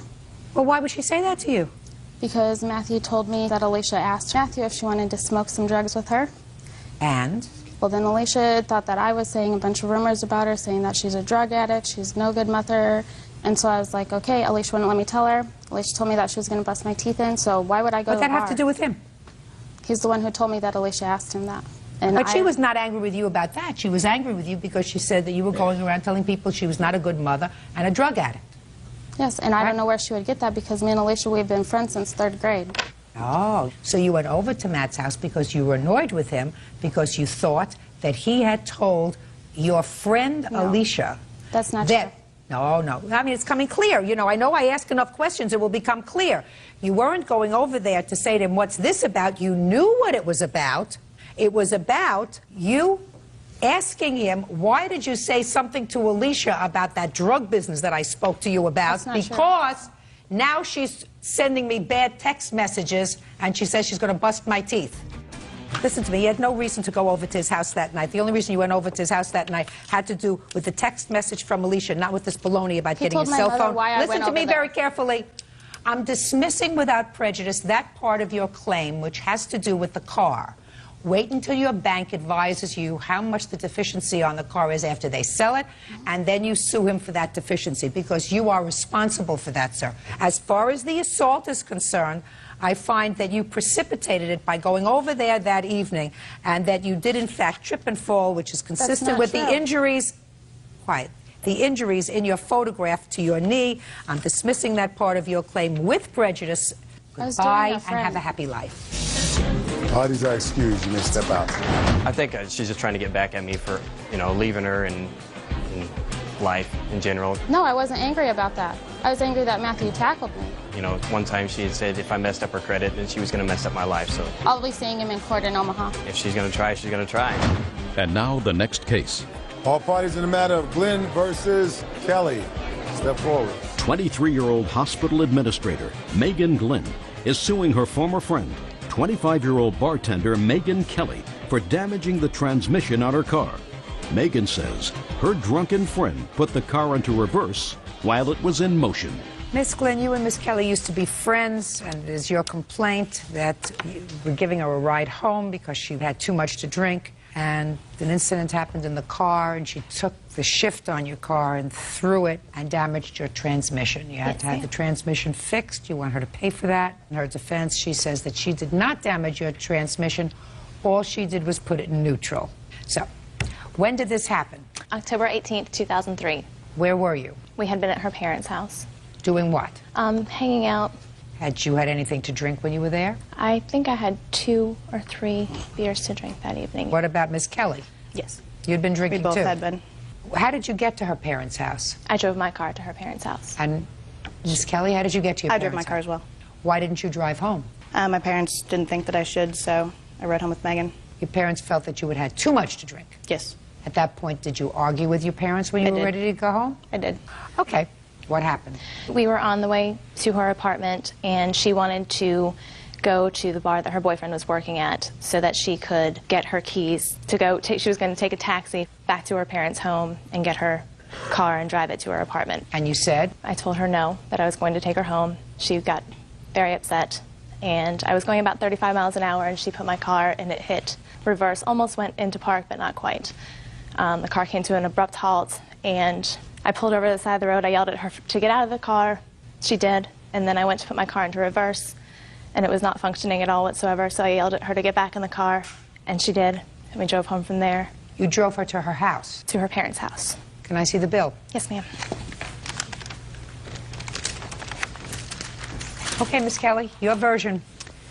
She had said that she would drive me up to my boyfriend's work to get my spare set, and that we would actually go back to my parents' house, and I would just drive my car home.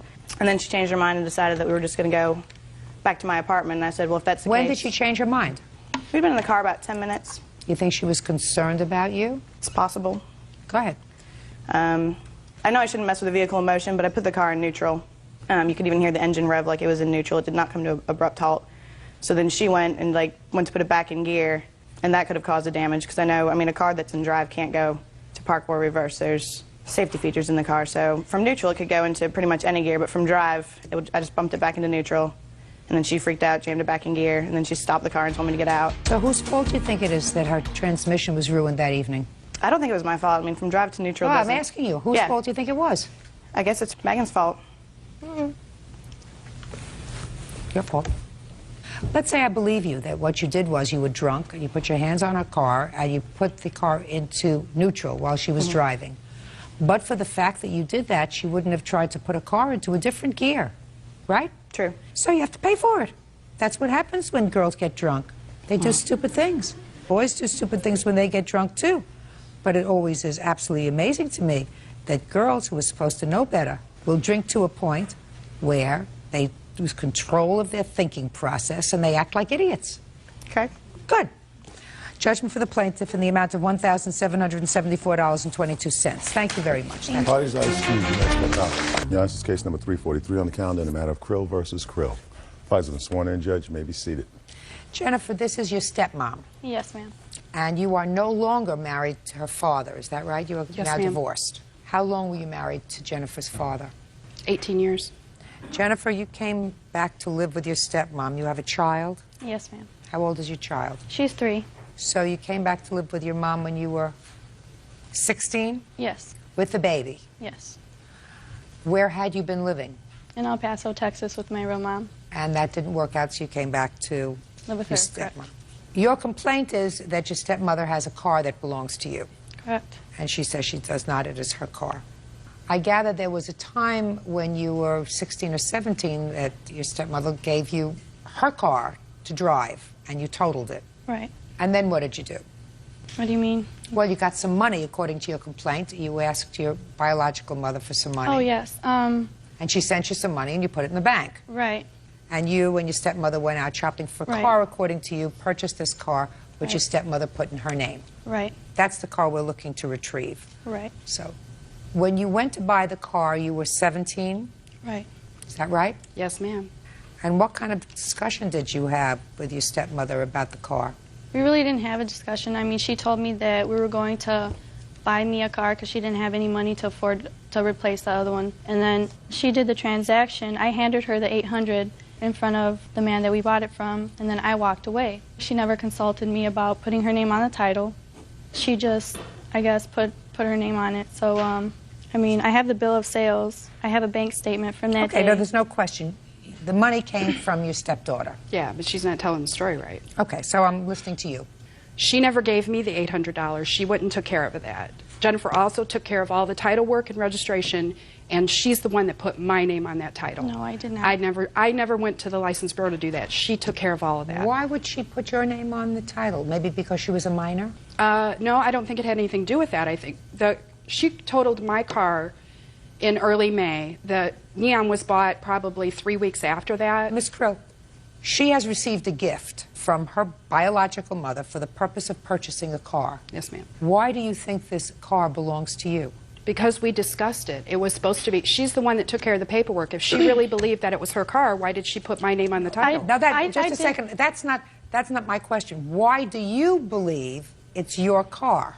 Don't tell me what's going through Jennifer's mind. I never said it belonged to me. I said it belonged to us. Well, and then it how was do you discussed that expect... she was replacing the Cougar that she totaled. Her mother didn't send her money to replace your car. No, ma'am, she did not. Right. Her mother sent her money to buy a car for herself so she would have a car. She's 17 years old. Sometimes teenagers have problems. You have other children? Yes, ma'am. Okay.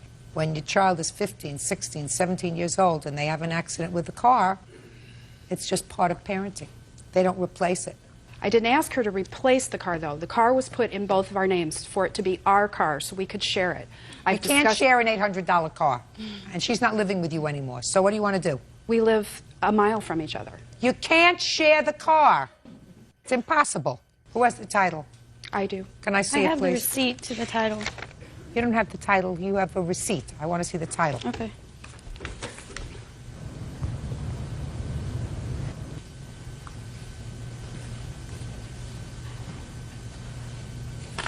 Okay. Have her sign. Okay. Right over there, Miss Krill. That's going to take care of the car. Sign it.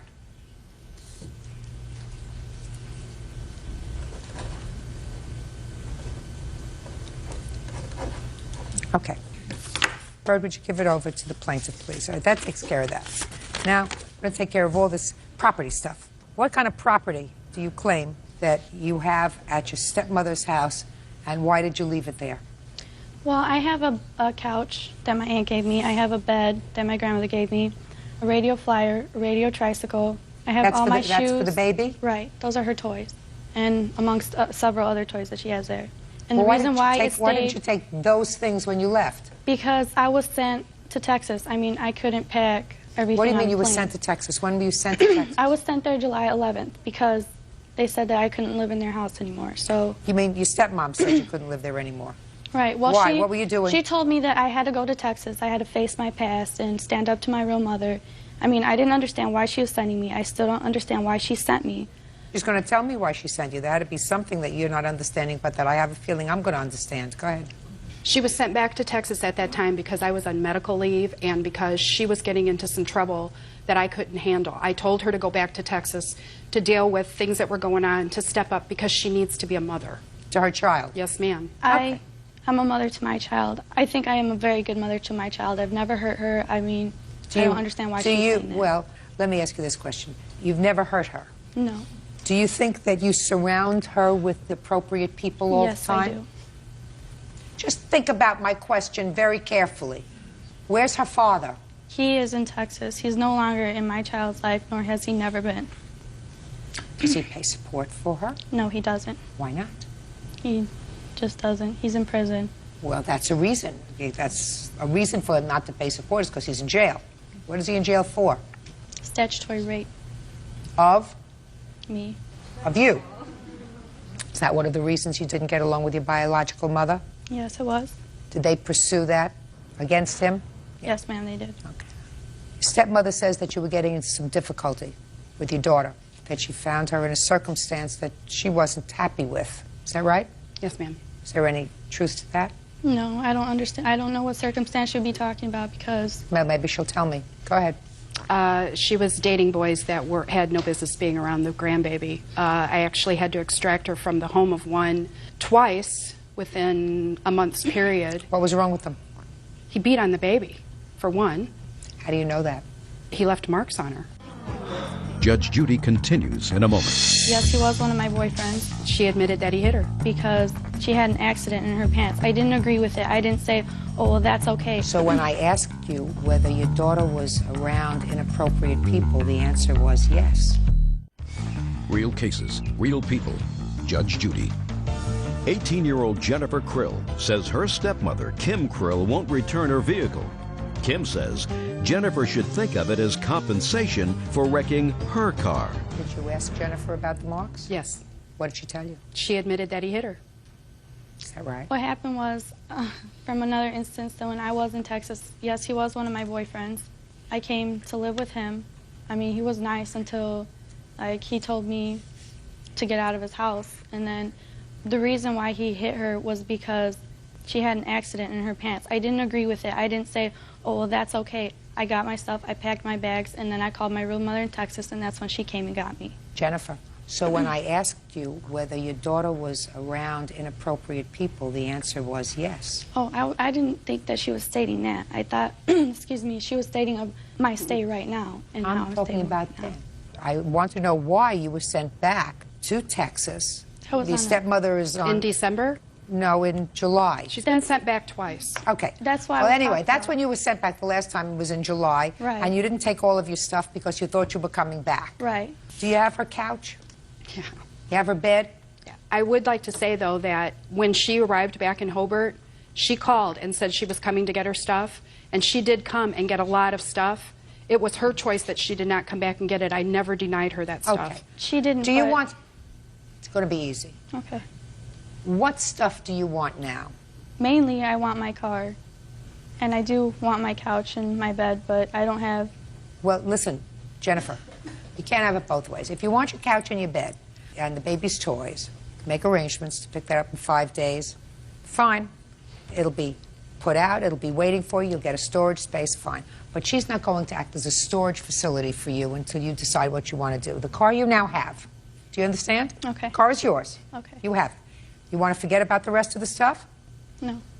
Well, do you want it? Yes, I do. She's asking to take stuff that was the grandbaby's that I actually bought her, and the grandbaby still comes to my house. Does? Yes, ma'am. Okay. Are you talking about the tricycle? That was bought for her birthday and for Christmas. Okay. I'm glad that she still comes to the house. I adore my grandbaby. How often does she come to the house? I haven't really got to see her a lot lately, maybe once a week. Where are you living now? I live with my friends in Hobart, Indiana. What friends? Eric, Willie, and Jay. You live in a house with 3 men? Yes, I do. What do they do for a living? They put up billboards. What do you do? I stay home. I don't work right now. What are you going to do with the couch and the bed? I'm going to get a storage room until I can rent my own apartment to put it in. You still are getting along reasonably well with your stepmother? I would say so. I like that. That's very smart. Your daughter needs that. I know that. That's A why I lot. allow her to see her. A lot. So I have a sense, and I'm going to ask her, she's not quite ready for the couch and the bed right now. Any chance of you holding on to it? I told her before that she was more than welcome to keep her stuff there until she could find a place, room Fine. for it. Then we have no problem with that. And we've resolved the car. Continue to be smart, Jennifer. Continue to let her be a part of that baby's life, because I have a sense that that is going to be one of the stable things in your daughter's life, at least for a while. I understand that. Okay, very good. That's all. Thank you. By his excuse, you may step out. She's not stepping up to her responsibilities and doing what she's supposed to do. I would like to make amends with her. Just to be a good mom to her daughter, that's all I want her to do. If she would like to see me in her life as well as my granddaughter, I mean, I'm more than willing to do so. And now the next case. All parties in the matter of Riley versus Lee. Step forward, please. Retired bus driver Lynette Riley is suing her ex-daughter-in-law, medical language specialist Kelly Lee, for defaulting on a car loan. Kelly says she can't make payments because Lynette's son doesn't pay child support. Mrs. Riley, the defendant is your former daughter-in-law. Yes, she is. And you have grandchildren? Yes, I do. How many of those grandchildren are the children of the defendant? 2. Do you see them? Yes, I see about 3 times a year now. According to what I read, in 2000, the year 2000, you co-signed a loan for a car at a time when your former daughter-in-law and your son were still living together. Is that right? Yes, it is. And the car was used by your daughter-in-law. I assume it was in your name? It was. And I assume also that your husband used the car on occasion. Is Yes, that he right? did. But shortly after the car was purchased, they separated, and you took the car. Yes. Now, did your judgment of divorce provide that the car was your car and your responsibility? It wasn't detailed in our divorce, but property in our names remained in our names. Is that what the judgment of divorce said? Yes. Problem is that you stopped making the payments at some point. When did you stop making the car payments? The car payments began to be too much for me. I wasn't receiving child support. That's your defense. Consistently. That's your defense. My question was, when did you stop making car payments? Off and on over the last 6 months, I continually tried to catch up, and I couldn't. Do you have the date when she stopped making the car payments? Actually, I don't know because the bank never let me know when she actually stopped paying. They had notified me that they were going to repossess the car in January of this year. Well, then they gave her an extension, and I found out later in April that they had repossessed it in March, which I hadn't even been notified that it had been repossessed. And she didn't notify it. Why didn't you notify your mother-in-law that the car had been repossessed? I'm sorry, I did notify her. I told her that I would have to send the car back. I talked to my ex-husband. He told me to call my mother-in-law, which I did. She said I asked her if she wanted to take the car. I had no choice. I needed to provide a home for my children. The car was too much. When did you call her? I believe it was January. And then I called the finance company and asked them to come and get the car when she told me that she had no use for it. Just a second. Ms. Riley, I just want to know, did your daughter-in-law call you in January of this year and tell you that she was having difficulty? Did you want to take the car back? She did not call me in January. When I was in When did she call you? When she didn't call me. When we were there in December to pick up the children for Christmas, I had talked to her. And she said at that time that she thinks she was going to have to let the car go back because she was not able to make the payments. So it was in December that she spoke to you? Yes. That she couldn't make the payments, she was going to have to let the car go back. She told me at that time, Judge, to do what I had to do. And I said, okay. Well, then I had called the bank, and they said, no, they hadn't repossessed it, that they had given her another extension. Well, then I had not talked to her since then. But I didn't even know when they picked the car up until it was like April or 1st of May when the bank come after me for the money. So, how much did you pay the bank? Okay, it was left with a loan of $9,200. And the bank came after me and told me they were going to sue me every 7 years until I paid for it. Well, they told me if I haven't paid in 48 hours, that they would knock 25% off on it. And so I didn't know what to do, but I went to my mother to ask her for a loan so I wouldn't have to pay back so much. So she gave me the loan for $7,300, which I sent them a check within 48 hours. And then they sent me... You have a copy of that check? Yes, I do. Can I see it, please? I also have a copy of the post office when I sent it. I don't need that. I just need a copy of your check. Okay, finance company. And then the bank sent me a statement after that advising me that the request has been sent to the appropriate credit bureaus and updating your file of reflection. Now, okay. So why aren't you responsible? Why? Now, your defense. I did not want Mrs. Riley to co-sign the car. That wasn't a choice for me. My ex-husband asked her to co-sign the car for us. And I just basically, when it came down to it, I asked her to take the car back. She told me that she had no use for the car. I did tell her even to if do what she needed to do. Listen to me, she took the car back, she still would have been out the money. You understand that? Yes, I do. Okay, so she didn't want to be out the money. Why isn't it you're trying to explain to me, Miss Lee, why it isn't your responsibility. You've had this car since the year 2000. You took it in the judgment of divorce. You accepted responsibility for it in the judgment of divorce. You drove it. You used it for 3 years. Explain to me why this loss should be hers instead of yours. I tried to work it out with her. I told her that I was calling the finance company. Yes. To come and get the car. It wasn't because I returned the car. Yes. And she wanted nothing to do with me. And yes. She wanted nothing to do with it. I never heard another word from her after that. That doesn't answer my question. Are you thick? I mean, are you thick? No. Then explain to me why it's not your responsibility. It's certainly not her responsibility. She says, you say to her, take the car back. I can't deal with it anymore. She says to you, I can't deal with it. I don't have the money to pay every month on this car. I have a car, or I don't need a car. This was your car. So I'm not dealing with the problem. This is your problem. This is your car. All I did was do a favor and co-sign so that you could get the car. But it's your car. You're saying to her, this is the problem, deal with it. But how old are you? 31. You're not 12. So I'm waiting for you to explain to me why it's not your responsibility. The car was shared by myself and my husband. I didn't want her name on the car. Then you should have given your husband the car during the divorce proceedings. I couldn't. Listen to me very carefully. Then if you didn't want because I'm not going to get an answer from you. If you didn't want the responsibility of the car because you couldn't deal with it, then you give the car to your husband in the judgment of divorce, and then it becomes his responsibility. But you can't have two front ends of the dog. Do you understand? You can't have the car and no responsibility, which is what you seem to be suggesting to me. Put your hand down. Do you appear to be losing?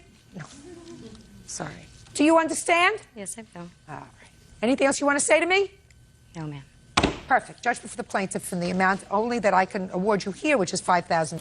Yeah, it's case number 193 on the calendar in the matter of Donis versus Below. Thank you. You're welcome, Judge. Parties have been sworn in. You may be seated. Mr. Donis, the defendant was a friend of yours. Yes, ma'am. And you lived together in a house with her. Yes, ma'am. And it is your claim that after you told her to leave, she came back sometime later and vandalized your property. Yes, ma'am. And the defendant says she didn't do anything to your property. She's got a counterclaim that I'll let her tell me about in short order. When did the defendant move into the house where you were living? Oh, gosh, I'm going to say 2008. And did you just have a friendly relationship with her? She seems to say it was more than that. It was a friendly relationship, yes, it was. Was there ever a period that it was a more intimate kind of relationship? No, ma'am, never. Never? Never. She had her own room? Yes, ma'am. Who else lived in the house? A friend of mine. He owned the house. Name? Kenny. How long have you lived there? Oh, gosh, 4 years. And Miss Belote, you paid rent there? No, I did not. You didn't? No. How come? Because he never asked me to. Who never asked you to? Kenny. I did give him money sometimes, but I didn't do it on a daily time or a monthly time, but I gave him money every once in a while. Were you working? Yes, I was. What were you doing with your money? Giving it to Mr. Donis. Well, that's something. How much rent were you paying? $500 a month. It's an odd sort of an arrangement. What kind of house is this and where? It's in Riverside, California. It's a 2-story, very old house. And you work? Yes, ma'am. And you work but didn't pay rent? Yes, ma'am. You had your own room? No, I did not. I slept in the same room as Mr. Donis did. I never slept in any other room besides that room. Is that right? That's not true, Your Honor. Where did she sleep? Upstairs. Never ever been upstairs. I would not go upstairs. It's a scary room up there. Okay. Okay. You asked Miss Belote to leave in May? Yes, ma'am. May what? The last 2 weeks of May, I'm not sure of the date. Tell me why. Because my lack of wanting a more intimate relationship with her, it begun to weigh heavy on her. She begun to constantly bring up my financial situations, my inability to pay certain bills when they're due. What? For example, I had a car that had to be smogged and the registration paid. She offered to pay it. And she would later on constantly bring that up and belittle me. So finally, Your Honor, I reached my point. And one evening I said, you know, in the next few days, in a week, take your time, find another place to live. She flew into a rage. She started dumping all the stuff in the house. So what you're telling me, Mr. Donis, is that during the course of the couple of years that she lived there, she paid for certain things for you? Yes, ma'am. And can I say one thing? Oh, sorry about that. Like what? Well, for example, we would constantly dine out, dinner or lunch. I said, I can't afford that. I'll get it. We would go to concerts, the theater. She would pay for it. Okay, well, she wasn't paying rent. She had money. When did this alleged burglary take place after she moved out? On June 1st? Yes, ma'am. You have a police report? I do. I'd like to see it, please.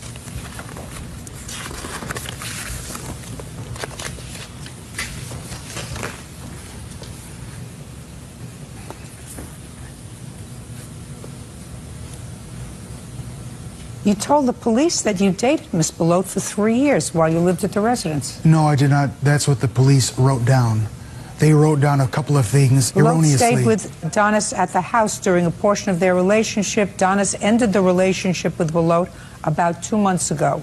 The police got that all wrong. No, not all wrong, Your Honor. They just stated a few facts erroneously. We were Riverside Police Department would not be happy to hear, sir, that you are ascribing to them inaccurate reporting. Well, they were not happy when I brought that to their attention yesterday. The officers were not happy. Okay. And of course, Miss Belote, you say that you had nothing to do with this. No, I did not. Fine. Now, Mr. Donis, you did not witness this event. You came home and found that the padlock on your door had been removed and your place trashed. You list items here that were trashed. The police did observe the place having been trashed. Now you have to prove to me who did it. Yes, ma'am. So, do it. Well, ma'am, the police took photographs, which I do have also. Your place was trashed. Okay. And burglarized. Okay. I came home, the locks... I said that already. You're not paying attention to me. Well, ma'am, I have a witness that saw her enter the house and saw her exit the house carrying a bedsheet full of things. I want to see the witness. Is that you? Yes, ma'am. Step up. Can I say anything yet? No. What's your name? Jonathan. Jonathan what? Years off. Where do you live? I live in Riverside, California. In what proximity to the plaintiff? About 7 miles away. And what were you doing at his house, allegedly, on the 1st of June? I was behind his house waiting for a friend. Where behind his house? In my friend's backyard. What were you waiting for your friend for? To go hang out. And you were waiting in the backyard? Yes, ma'am. What were you doing in the backyard? Smoking. Smoking what? A cigarette. Your Honor, if you just said... And tell me what it is that you allegedly saw, sir. I saw a tall, blonde, short-haired woman walking through the kitchen door. Then I became frustrated waiting for my friend, so I called my mom to have her come pick me up. I walked across Kenny's house. Then I saw this lady have a bedsheet full of various items, put them into her car, then walked back, grabbed 4 gallons of water, emptied them out on the porch, threw the jugs on the ground, and sped away in her car. And who did you report this to? 2 days later, I went back and I reported it to James. And so your mother came and picked you up, so I assume the first person that you told was your mother. Yes, ma'am. And so she can corroborate that. Yes, ma'am. And on the 3rd of June, when you told the plaintiff, did he ask you to go to the police with him? No, ma'am. Did you go to the police at any time to give them a statement? No, ma'am. When he went to Riverside Police yesterday to complain about what was written in the report, because it says here, unknown suspect, did he ask you to go with him? No, ma'am. Why is that, Mr. Donis? Well, ma'am, because I neglected to inform the Riverside Police Department after he told me he witnessed her, because I did not want the police involved at her job. She has a very good job, and I didn't want her work disrupted at all. Very good. Judge Judy continues in a moment. It doesn't make sense to me that you wouldn't go back to the police and say, now I have a witness who's prepared to swear under penalties of perjury, where he could go to jail for about 6 months. And later today. How old are you? 35. What's wrong with you? There's nothing wrong with me. Well, there is something wrong with you. Real cases, real people. Judge Judy. James Donis says former roommate Deborah Belote burglarized his room and trashed his belongings. Deborah claims she and James were more than roommates. Mr. Donis, when your witness goes and swears in a report that he witnessed the burglary and they make an arrest based upon his sworn statement to the police that she burglarized your property, I'll be more than happy to recall and hear your case. Do you understand that, Mr. Yes, ma'am. Donis? Yes, ma'am. Yes, Is that ma'am. reasonable to you, sir? Of course it is. Because you called the police that night and you named the defendant as someone who might have been responsible for this burglary. So it doesn't make sense to me that once you have a witness who saw her there, 2 days later you wouldn't go back to the police and say, you know, I didn't see anybody, but now I have a witness who's prepared to swear under penalties of perjury, where he could go to jail for about 6 months, that he actually saw her at the property. Do you understand? Yes, ma'am. So are you going to do a hop, skip, and a jump down to Riverside today? Yes, ma'am. Perfect. As soon as you do that, I'll see you back here. Bye-bye. Parties are excused. You may step out.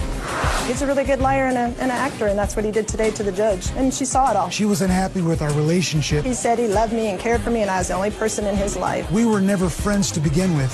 You wouldn't do this to a friend. Oh, big time learning experience. You're only done one time in your life, and that was it. And now the next case. All parties in the matter of Andreasen versus Behar, step forward, please. Suzanne Andreasen is suing her former friend, Brian Behar, for rental car fees, parking tickets, and an unpaid iPhone account. Ms. Andreasen, it is your claim that the defendant owes you for the bills for both a rental car and some sort of U-Haul that were put as a favor in your name, but he agreed to pay for. He kept them for longer than he at least told you he was going to keep them, and you want the money that you were forced to pay as a result of that. I don't know what you say. I don't owe her anything, man. Well, that's what you say, but why? I mean, our whole relationship, you know, I mean... I don't care about your relationship. Did you use a rental car? She did get a rental car that I used. Did you follow my words? Did you use a rental car? Yes, I did. Did you pay for it? No, I did not. Did you use a U-Haul? Yes, I did. Did you pay for it? No, I did not. Why? Because she said she would take care of it. How old are you? 35. What's wrong with you? What's wrong with you? There's nothing wrong with me. Well, there is something wrong with you if you need a friend to pay for your rental car and your U-Haul. There's something wrong with you. What kind of work does Miss Andreasen do? She's unemployed. How does she support herself? I'm not sure. How do you think she supports herself? You say she was a friend of yours. How does she support herself? I know that she is getting unemployment or whatever, but as far as I know, I mean... And what do you do? She has a business that is something to do with some jewelry or whatever. So she has a business. Right. I used to own a construction company, and I don't care what you used to. You ate yesterday. How do you support yourself? Right now I'm unemployed, and I mean. How do you feed yourself? Best way I can. What kind of an answer is that? What'd you need a U-Haul for? Because I was moving, I had a child on the way, and I needed to leave out of the area that I was in because it wasn't a good area to like raise a child. That turns out the child isn't even mine. But the whole reason that she offered her help was because... Was she working when she offered to help? No, ma'am, she wasn't. Why don't you just pay the bill so I can leave you alone?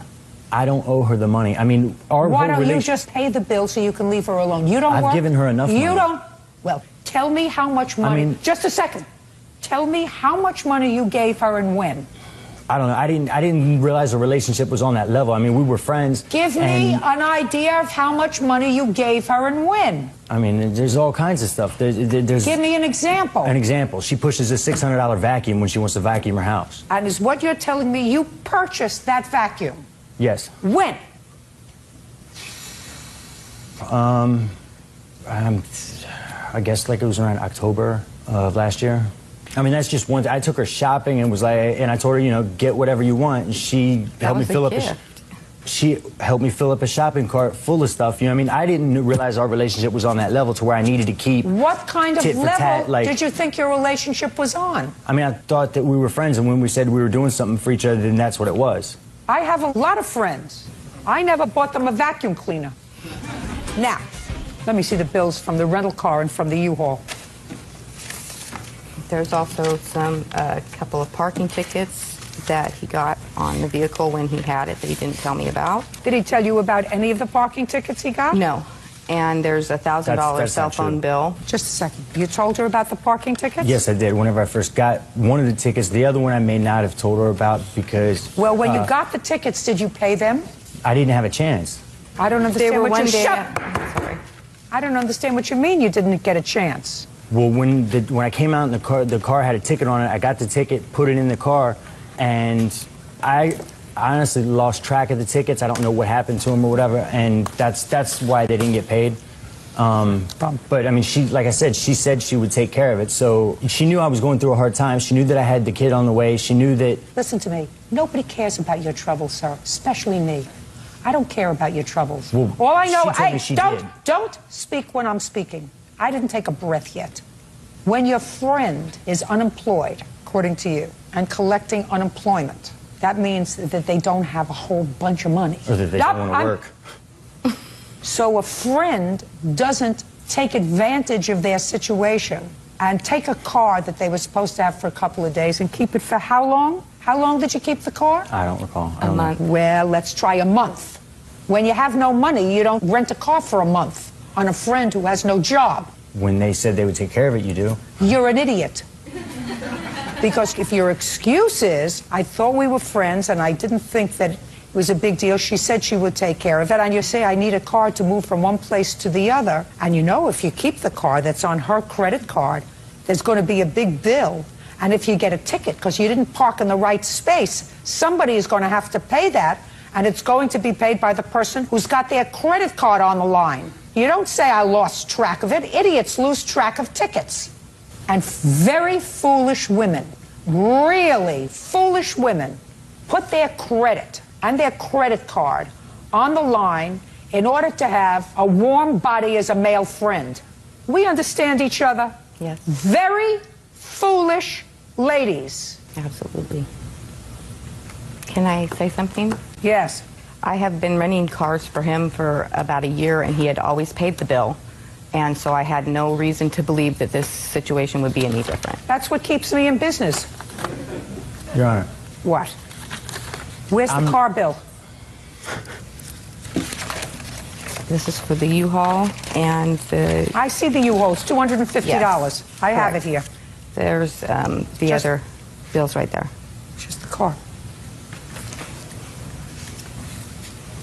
What is this? That's a bank statement. I don't want a bank statement. I want a bill. That's the only documentation I have of the charge on the credit card. It's $2,800. You'll probably see cash deposits on there as well, where I gave her cash when she needed it. From what? Did you give her cash?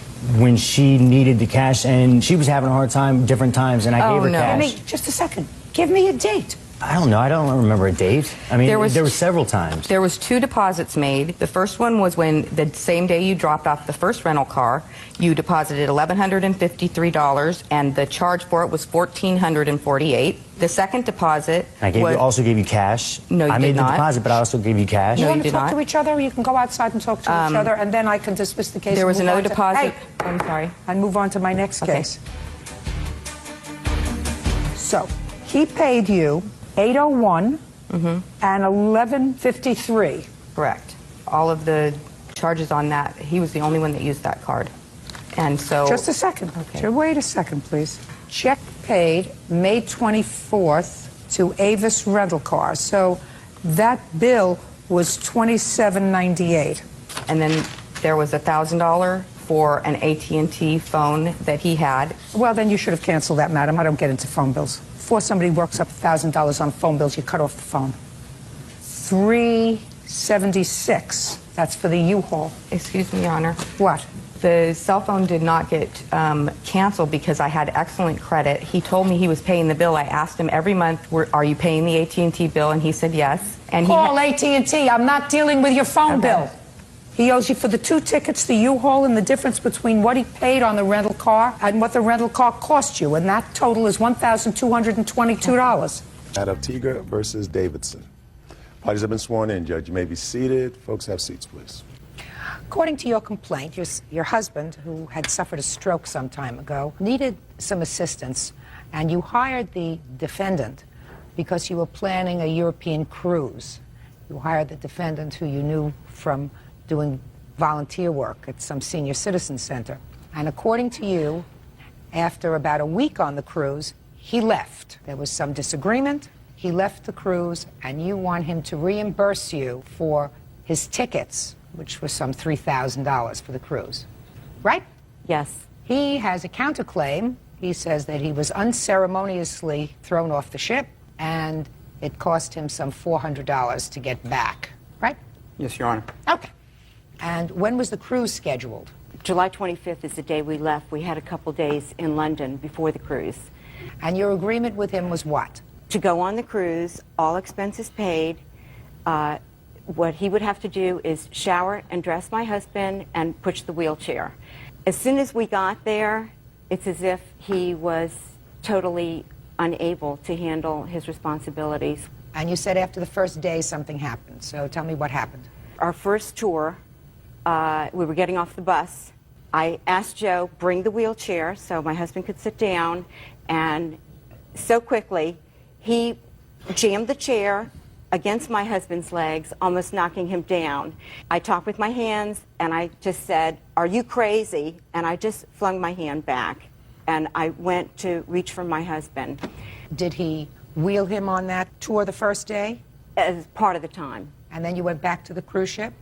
Well, even before we got back there, he told me he did not want to take care of Jack anymore. What did he say? He said, "I don't want to do this anymore." I said, "Excuse me?" He says, "I don't want to take care of Jack anymore." Did he say why? No, no explanation at all. So then you got back to the cruise ship, and what did you do? Well, we got back to the ship. I couldn't do anything that day. That evening, I heard him defaming me to some passengers, telling them that I assaulted him. And I spoke with him and asked him not to do that, that it's not appropriate, and it's none of anyone's business what happened between us. He said he wouldn't talk about it anymore, and he indicated to me that if he could find a way off the ship, he would do it. I told him to go see the purser. 2 days later, when we were in port, I went to the purser. Well, my stepson was sharing a cabin with Joe, and he was very disgusted that he would have to look at him after what Joe did to his father. Well, why don't you step up, please? You're Richard? Yes, ma'am. You were sharing a cabin. Yes, Your Honor. Did you have any conversation with the defendant? Very little. I was upset about the whole situation, so I avoided him. Did he, in fact, after the incident, the first day on ship, have any contact with your father? He actually got into a tuxedo that he had borrowed and participated in the formal dinner that night and came over and attempted to talk to Paula, at which time she asked him to, just not talk to us. Did he come and shower your father? No, Your Honor. Did he wheel him around at all? No, ma'am. I took over and did all that. Did you have any discussion with the defendant about leaving the ship? Just the time that he told Paul if there was any way he could leave the ship that he would. So we went to the purser and tried to find out if that was possible. And who communicated with the defendant that, in fact, arrangements had been made for him to be dropped off? Paula and myself looked around the ship and found him in the library and explained the situation. Who explained the situation? I did. What did you say to him? I told him I arranged for him to leave the ship, and he only had a few minutes to pack. Where were you? Ireland, Cove, Ireland.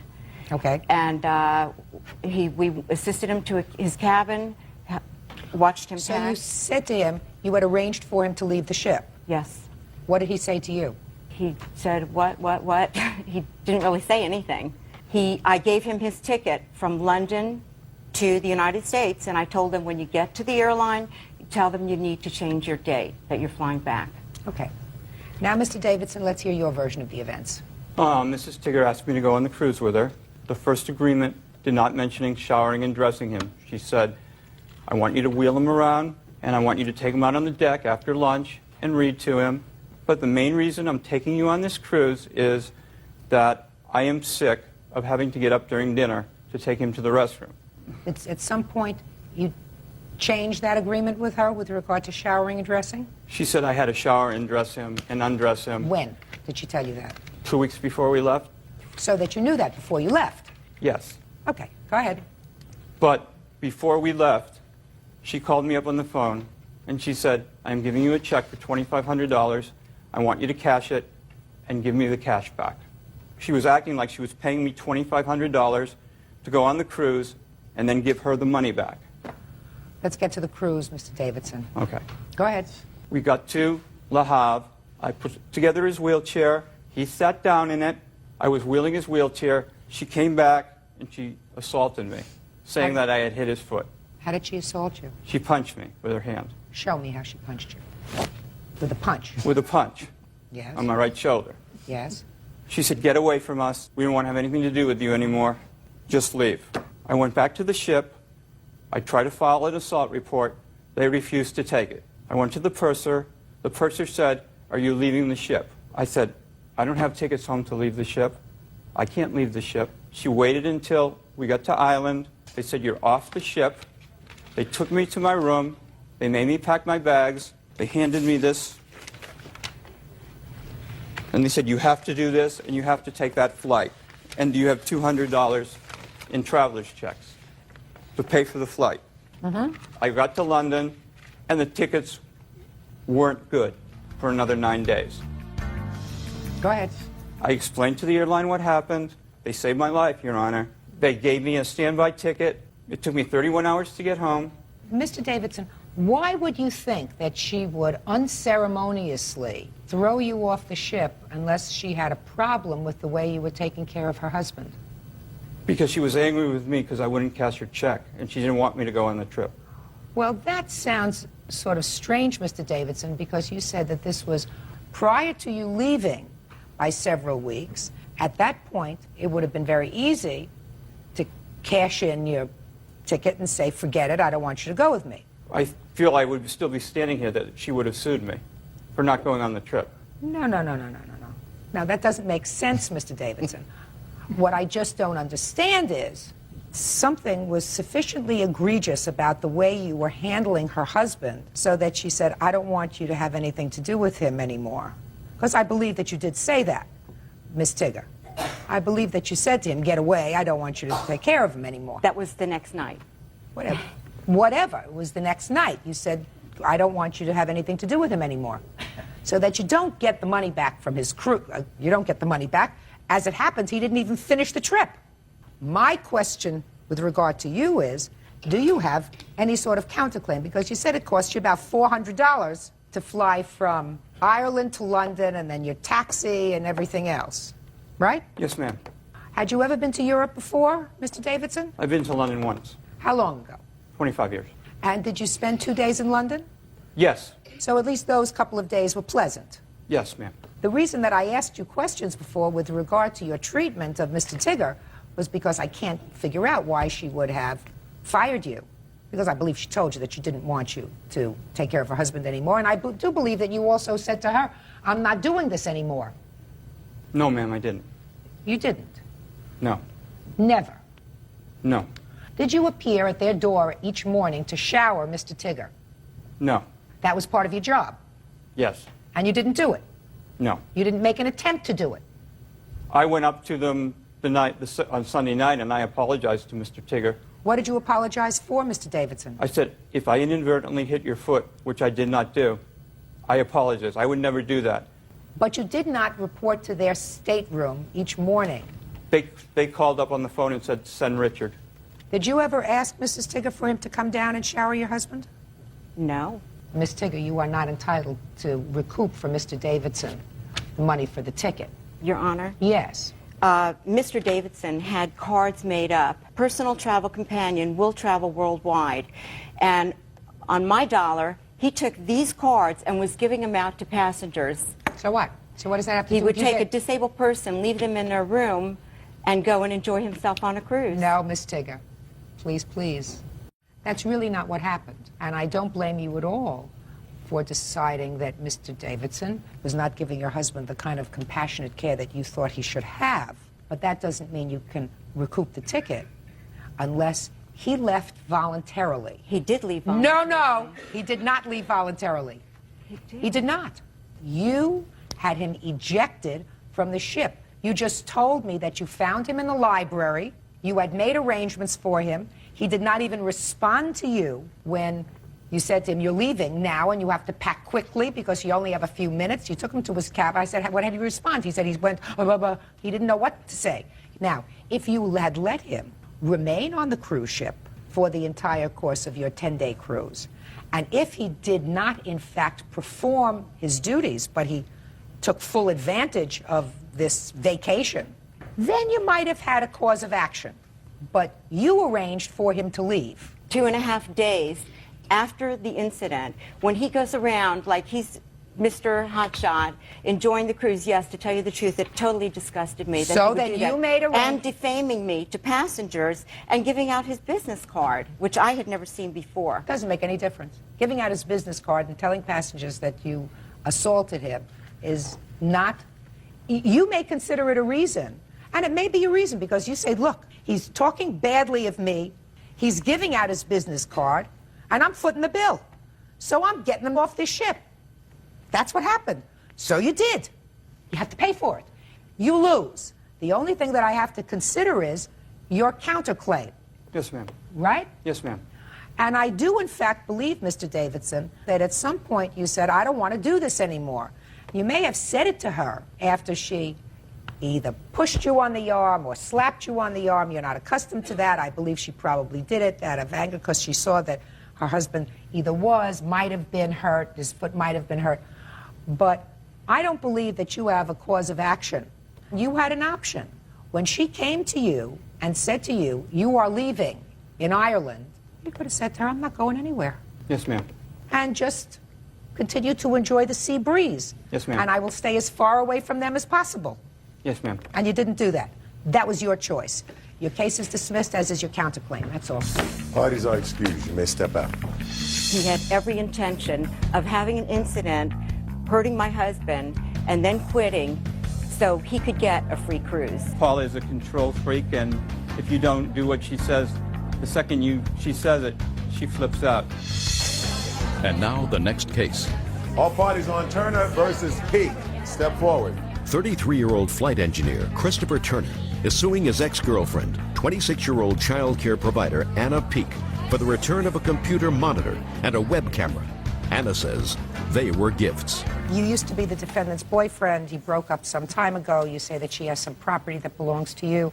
She says everything that she has that you claim belonged to you were gifts. That's what this case is about. That's correct. Let's talk about the phone. What kind of phone are we talking It about? was a Sony 900 megahertz phone. It was a little black phone. I used to call her on the phone, and when she used to go out and feed her ducks and chickens, her old phone she had just was constant static. So I got tired of hearing it after a while, so I just said, hey, I got an extra phone you can borrow. And I brought it over one day, and she used it from then on. I never actually said you can have it as a gift or anything like that. What else? A net cam. A net cam. What's a net cam? A net cam is something you hook up your computer, and you can get on Microsoft Net Meeting, and you can talk 2 ways, and it shows a video on it also. Net cam. So tell me the circumstances surrounding you giving her the net cam. I'm in the military, so when I go TDY, basically temporary duty, I go and fly to Japan, Hawaii, Alaska, and stuff like that for my job. So I always bring my laptop with me. So I got an extra net cam. I saw her online, so I asked her to bring up the program for... Just a minute. You got an extra net cam. Do you have a net cam? Yes, I do. And what did you do with yours? The first one I have, I let her borrow, and I just showed her And how she it was worked. your girlfriend? Yes, she was. So you are telling me that you said, I am giving you this net cam that you can borrow, but if we break up, you have to give it back because I'm just loaning it to you. I never actually said it, because I don't ever actually think we're going to break up or nothing like that. Of course not, I'm an Mr. Turner. optimistic That's person. exactly what I'm saying, sir. You got it. That's exactly what I'm saying, because I don't think it's kind of romantic. You're off doing this TDY or whatever. You want to be as close as possible to your girlfriend, so you want to be able to communicate with her. So you go out and buy a new one. Not very romantic. You give her the old one, you keep the new one, but, you know, maybe you really weren't so sure about the relationship. What's next, Mr. Turner? Basically a monitor also that I let her borrow. A monitor. When did you give her the monitor? Around December 18th. December 18th. Under what circumstances did you give her the monitor? I assume this was for a computer. Yeah, I built her a computer also. I built computers as a hobby. Well, she had a little 14-inch monitor, and I went to a computer show, and I needed an extra monitor also, so I got a good deal on one. So you bought yourself a new one? Yes, I did. And you gave her your old one? I took the new one out, put on my computer desk is like a 2-tiered desk. So I already got one 17-inch monitor. When I put the second one on there, the second tier couldn't handle sort of bows in the middle. So I just put my 14-inch monitor on there and let her borrow the other one. You walk into her house and you've got this new monitor, and you're in love. Well, I don't know if it's... okay. And it's a few days before Christmas. So you say to her, I have something here that you can borrow? No, what I did, I had the computer wrapped up. I actually wrapped up a monitor because I had a necklace in there also. Just a second. You wrapped up the monitor? It's how, well, Just a second. You wrapped up the monitor? Yes. In what kind of paper did you wrap the monitor? It was Christmas wrapping paper. And within that same package, you were also going to give her a necklace. Yes. Was it wrapped in the same Christmas paper? It was actually in a computer box. So you brought over three presents. That's correct.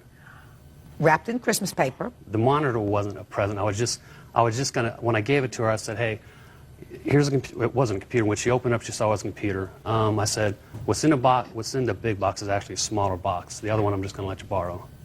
You said that to her? That's correct. Mr. Turner. No, he didn't. You would have been out the door.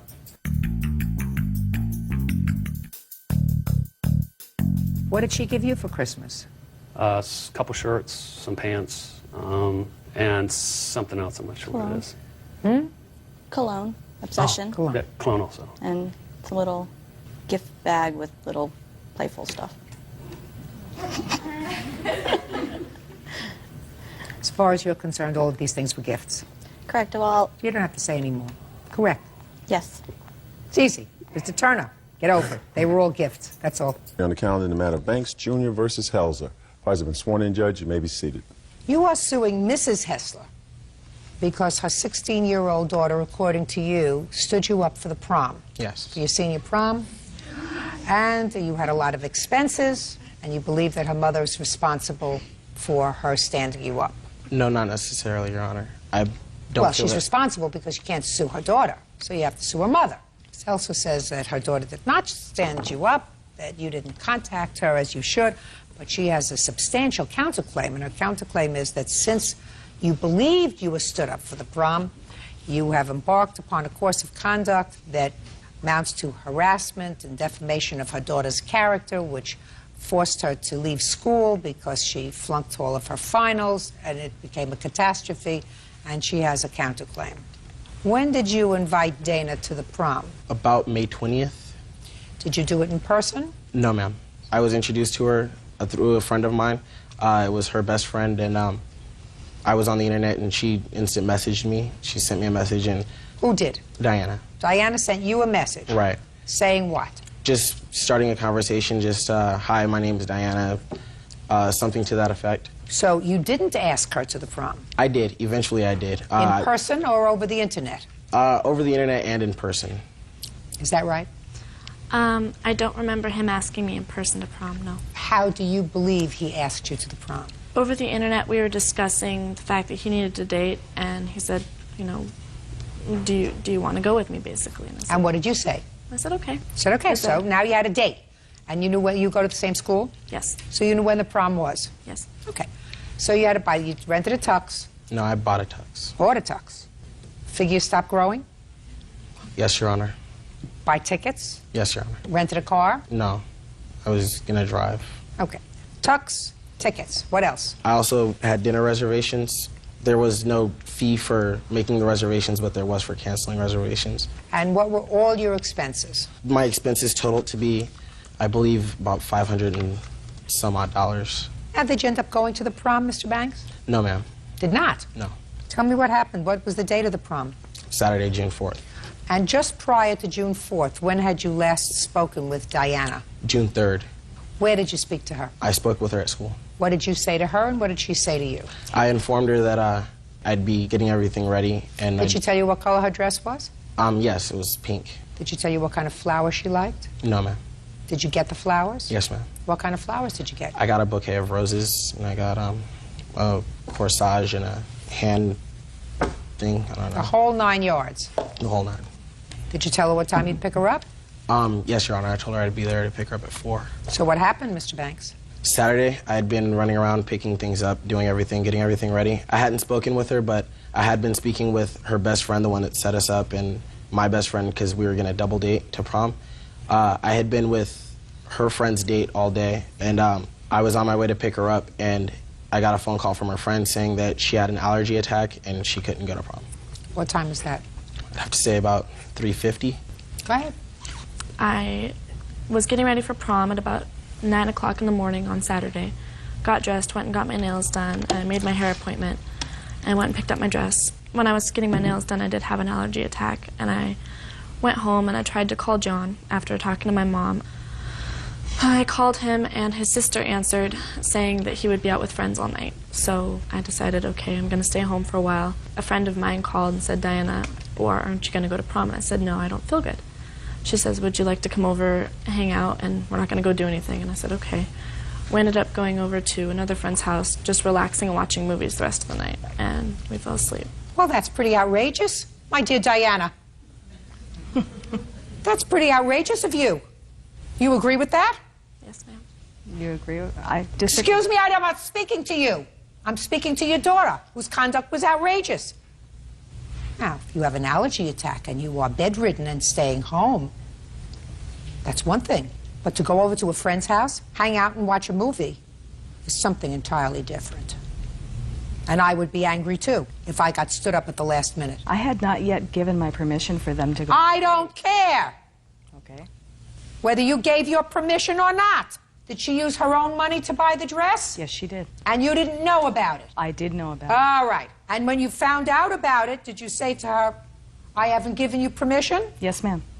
When she went to get her hair and nails done, did you say to her, don't bother to have your hair and nails done because I haven't given you permission? What I said was I haven't yet met Mr. Banks and I haven't given my permission. I need to meet him. Miss Helsa, it's not an excuse. I'm saying that your daughter's conduct was reprehensible for a 16-year-old. She stood him up for his prom. Okay. And she stood him up not because she was sick, because she decided she didn't want to go. And she went to a friend's house and hung out with friends.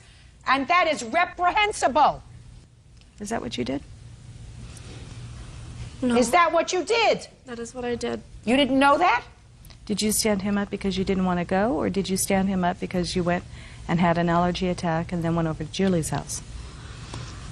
It was because I had an allergy attack, and my friend had wanted me to come over because she knew I wasn't feeling well and wanted to hang out. Listen to me. If you have a debilitating allergy attack, you stay home. Go ahead. That Saturday was prom, June 4th. June 5th, I broke my rib. June 5th, playing basketball, and so June 6th, I stayed home, which was on Monday. I called her best friend on the phone. We talked about it because she felt bad as well because she set us up together. And I decided to call Mrs. Helser, and we spoke on the phone for a while. She was a really nice lady, and she also felt that what she did was inappropriate. And I know that she's not legally obligated to pay me back because, you know, it's an agreement to go to a social event, and that's not a contract.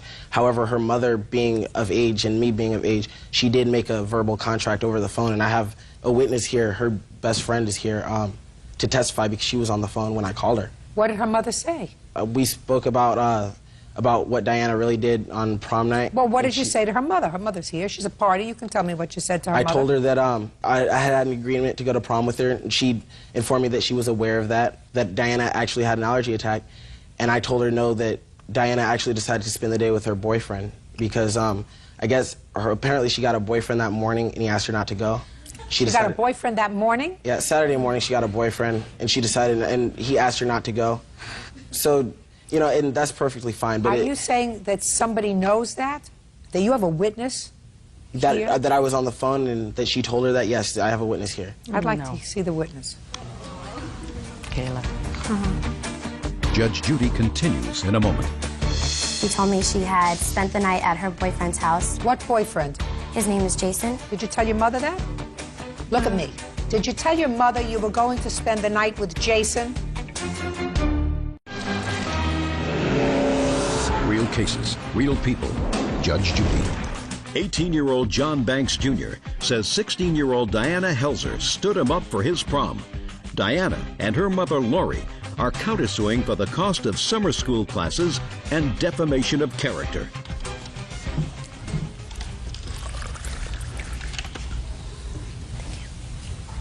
Raise your right hand. Do you swear to tell the truth in these matters? Yes. State your name for the record. Kayla Brett. Kayla, are you a friend of hers? Not anymore, but I was. Were you the girl who was supposed to double date with them? Yes. You had originally set them up? Did you have a conversation with Diana with regard to why she didn't go to the prom with him? Yes, I did. I called her to make sure that she was ready to go because John was on his way, and she had informed me that she did not want to go. Did she say why she didn't want to go? She said she had an allergy attack, but as I continued to talk to her later on that day, before my date came to pick me up, she told me that, or I think it was June 5th, that she told me she had spent the night at her boyfriend's house. What boyfriend? His name is Jason. So she said she spent the evening with Jason? Yes. Prom evening with Jason? Yes. She also had, there's a website called MySpace. I don't know if you're familiar. It's I don't do that machine. It's a website where you go and you can write journal entries on there, leave comments for friends, and post pictures up there. She had left a blog explaining what she had done that day, and she said that she was at a friend's house roasting marshmallows and she had spent the night there.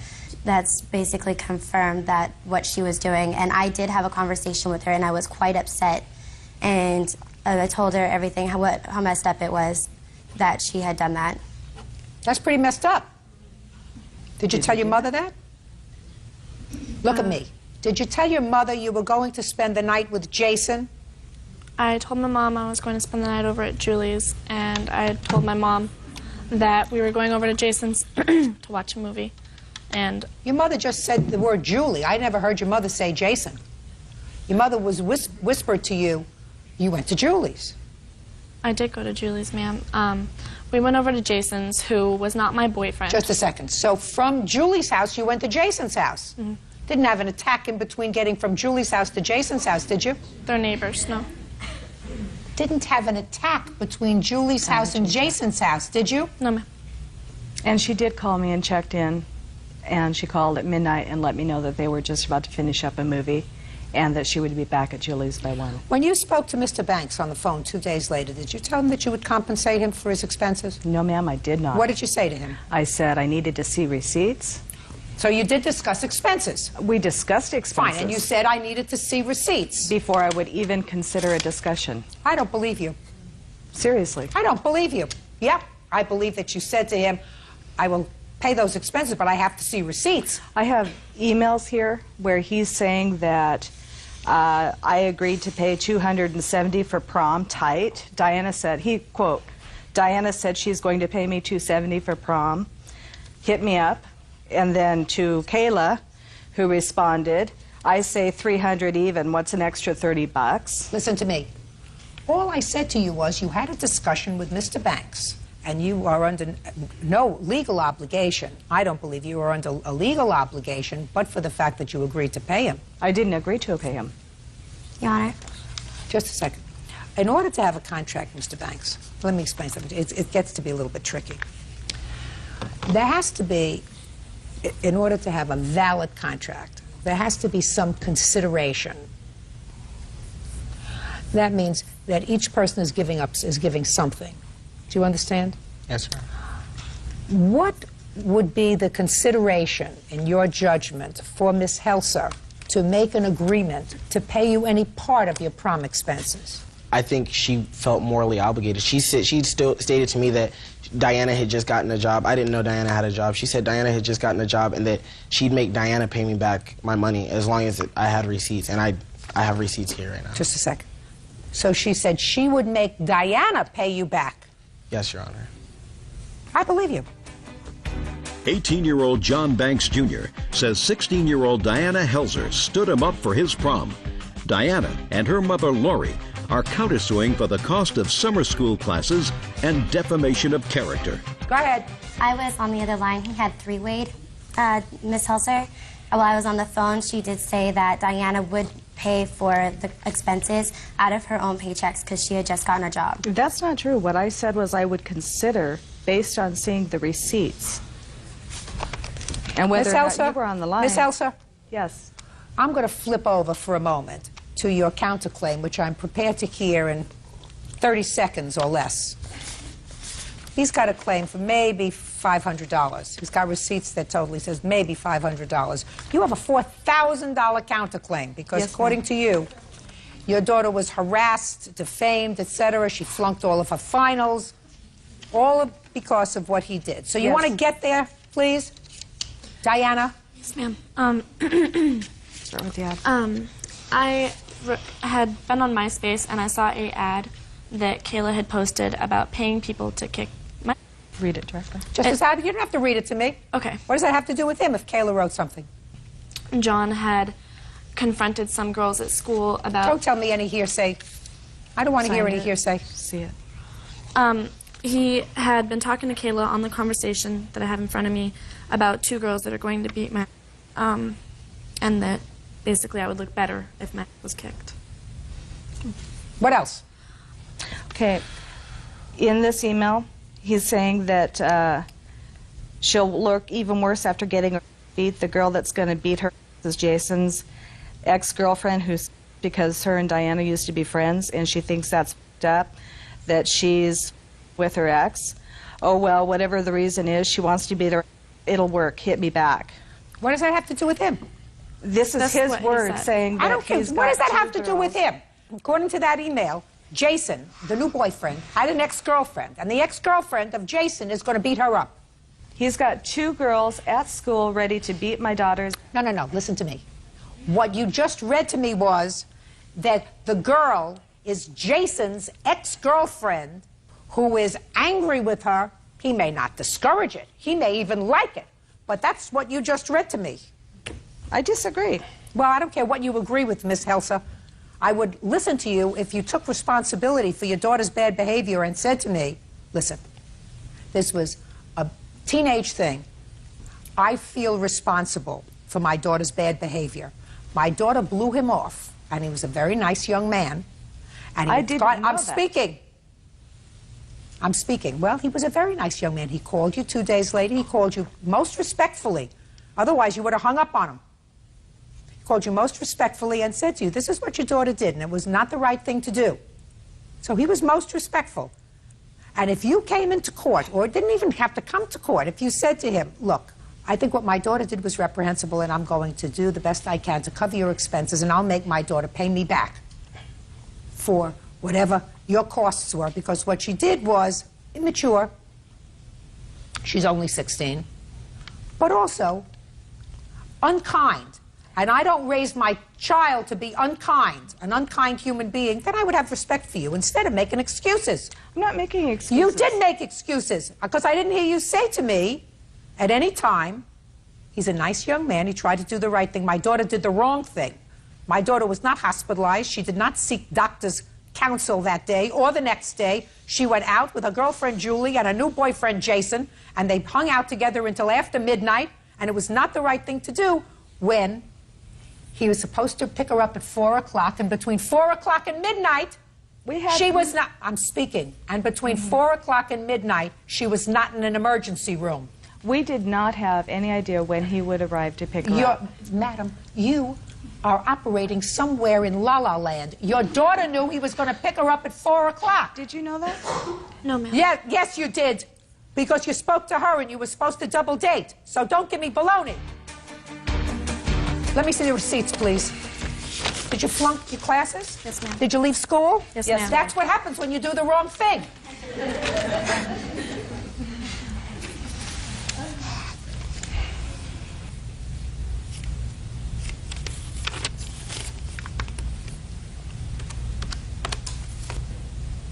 You didn't give the flowers to anybody else, did you? No, Your Honor. You're even, my dear, going to pay for your own flowers, because I think that your mother made an agreement with him to do that. Judgment for the plaintiff in the amount of $415. That's all. Thank you. Parties are Count the claim is excused. dismissed. You may step out. Parties have been sworn in, Judge. You may be seated, sir. Have a seat, please. Miss Wilder, the defendant is your mother. Yes, ma'am. According to your complaint, your mother was relocating to Hawaii. Where had you been living with her? In Houston. In Texas? Yes, ma'am. So she was going to try a new life in Hawaii. And you and your mother entered into an agreement. According to your complaint, you could use the car that was in her name, on which there was a loan, and you would make the payments on the car. So far correct? No, ma'am. To our agreement was that we were going to be taking over the payments for the car. Just a second. You were going to be paying for the car. Yes. And if she decided to stay in Hawaii, according to your complaint, then she would turn the car over to you. No. Well, let me read what you wrote, Miss Wilder.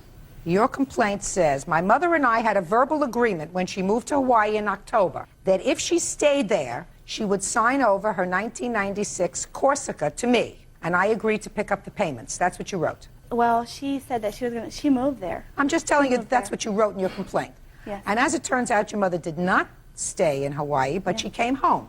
When did she come home? About a week and a half before March the 1st. When did she leave? Right before the 1st of October. That's not true. When did you leave? November 8th.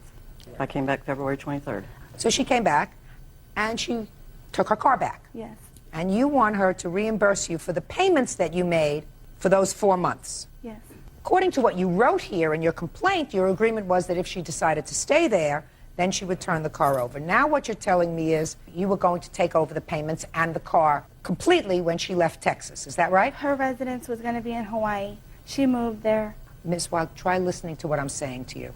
According to what you're saying now, when she left Texas for Hawaii, your agreement was that you were going to now own the car. Yes. And it would be your car. Yes. So why didn't you make the transfer before she left? Because I couldn't get anything underneath my name. We didn't have enough money to, we had a vehicle in our name, and we still do. But we had problems with it. It was broke down. We agreed that I would take over the payments for the car, so we put a for sale sign on the truck. The truck wasn't really safe. I was fixing to have my second child, and it was more of a family car, so we agreed to take over the payments. Okay, how much were the payments? $300 a month. And what happened when your mother came home? Well, right before she came home, we had talked, and I asked her what she was going to do for transportation and everything. And she said that as long as I helped her, get a job, find for her to have transportation back and forth, that her exact words were she would go around my schedule. I didn't have a problem with that at all. When she came back, she started having this power thing. That's what it was a power thing. She wanted to have the control over the car. And, I'm like, no, it doesn't work that way. Yeah, it does. I worked nights, she worked during the day. It became a problem. She was like, no, I'm having the car, this and that. We started fighting. She threatened to call the police the first time, and then we had a problem again, and the police did get involved. Okay. Now, according to you, you paid for the car for October, right? Yes. November? Yes. December? Yes. January? I have a log from the dealership that's from what I paid.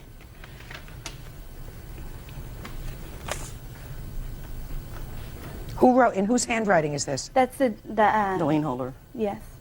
You're supposed to pay this on the 1st of the month? Yes, ma'am. The 1st and the 15th. It's scheduled for $150 every 2 weeks. So you didn't make a payment on the 15th of February, is that right? No, ma'am. Why not? There was a couple times when I paid late and everything, but the man from the dealership, you know, he was a friend of ours. He knew that I would pay. He knew that I was taking over the payments, everything. No, he knew But I you was didn't, going to just pay, a second. Carrie. But you did not make a payment for February. February 15th's payment you did not make. She didn't make a whole payment the whole month of January. I paid late, Your Honor. February 2nd, she made a payment. Yes, I paid the full amount for all of January. He knew No. that man from Don't the tell me dealership- what he knew. Just answer my questions. You did not pay in January. No. You say you made up January's payment in February. Yes. But then you didn't make February's payment. Yes, I did. I was only $100 No, you weren't. behind. Yes, I was. When I came back, I had to pay the $450 that she didn't pay, so my insurance got canceled because I didn't have enough money to pay the bill. Was your agreement with your daughter that this car would be hers, period? Or was your agreement with your daughter that if you stayed in Hawaii, the car would be hers? Her and her boyfriend both. I talked to them, both of them, and I explained to them that you guys can use the car as long as you make the payments on it. If I don't come back from Hawaii, then as soon as the car was paid off, I would sign it over to her lock, stock, and barrel. Well, by February 15th, I knew I was coming back because she was going to have the baby pretty soon. And I told Carrie, as long as you help me get back and forth to work and I can get you back and forth to work, we'll figure out something. Well, it was to the point where neither one of them were showing up to pick me up for work. I would call and call and call and nobody would answer the phone. And I'd have to find other ways At to get 7 back to o'clock work. in the morning That's and right. everything on a Sunday, on the weekend. She wanted the car, which is understandable, but it was my car. Before she came, her exact words were, she'll go around my schedule. Just a second. She made the payments. She started to pick up the payments as soon as she came back. Yes. Yes. According to these, Yes, I according did. to these, according to this, according to the dealer, she started to make the payments. So you were not making the payments when she returned from Hawaii. That's not why she took the car. That's not what I asked you. Yeah, but yes, ma'am. She was making the payment. So the car is in her name, over. She was using and it. you were using it. Pay attention. Well, the car was parked in your driveway because you just said to me your complaint was that you would ask for the car at 7 o'clock in the morning on a Sunday. This was so you before had the first. I'm sorry. I don't mean to interrupt you. before what? She took the car back before the payment was even due. The insurance payment was even due. I'm not talking about the insurance payment, Miss Wilder. I'm talking about the car payment, which she clearly made. Put your hand down. Which she clearly made before she took the car No, back. ma'am. She paid the payment after she took the car from us. No, that's not true. Yes, it is true. It is Because, true. Your Honor, I Don't even let paid- her I sit even here and lie. paid She her took the electric car. bill. The police called me on the phone. You need to give the keys to your mother. Everything's in her name. Then the payment was due on the car. The insurance, I What told was her. the, just, I'm not talking the insurance. You're hooked into insurance. I'm not talking insurance. Real cases, real people. Judge Judy. Carrie Wilder says her mother, Angela Hemley, owes her for car payments and the money she paid for car insurance. What date did the police come to your house and remove the car from your house? I'm not sure. I'm not. Well, first of all, the exact cops didn't go to her house. They came to where I was staying with my brother. She was and they fine. made a What courtesy date? call. I don't know the exact date. It was in April. date. I had to be at work that night. And they explained. You remember that? Yes. Was it in April? No, it was not. When was it? Do you know what day it was? What? March. So you say it was in March. Clearly you made no payment in March for the car. And you didn't make the last payment in February, according to your own records. Yes, it was before March. No, it wasn't. Miss The Wilder. reason why I'm Miss saying Wilder, this is it was before listen the to me. first of Listen the to month. me. No. Yes, She says the April. police came. Boyfriend over here says March, and you don't know whether you're a foot or horseback. Pay attention. You had the use of a car for 3 months. You drove it. You went to work with it. Yes. Boyfriend went to work with it. Yes. And you paid $300 a month for it. Yes. You had no other car because you just told me you sold it. No, we're still trying to sell it. It has a for sale sign. Well, then it must be a pretty much of a clinker if you can't sell it. Well, so you were using this car. You can't use for nothing. You couldn't rent a car for $300 a month. But that's not the agreement that we had. Yes, I it was. The understand that. agreement that you had was, according to your sworn complaint, my mother and I had an agreement when she moved to Hawaii that if she stayed there, she would sign over her car to us, and I agreed to pick up the payments. That's on her. She decided to come back. That was her. She got ID, everything, permanent residence. Pay attention. If she stayed there, she did not stay there, she moved back. Yes. According to your mother, and I believe her because it sounds right. Look, I don't know what we're going to do with the car. Let's try to work together with the car. You're expecting a baby. As long as you take me where I have to go and I can get to work on time and I can get to where else I have to go, let's try to work it out. And then, according to your mother, not only weren't you making the payments on the car in a timely fashion, but there was also a problem picking her up and getting her to work. She decided to take the car back, which she did, which she was entitled to do, even under your agreement.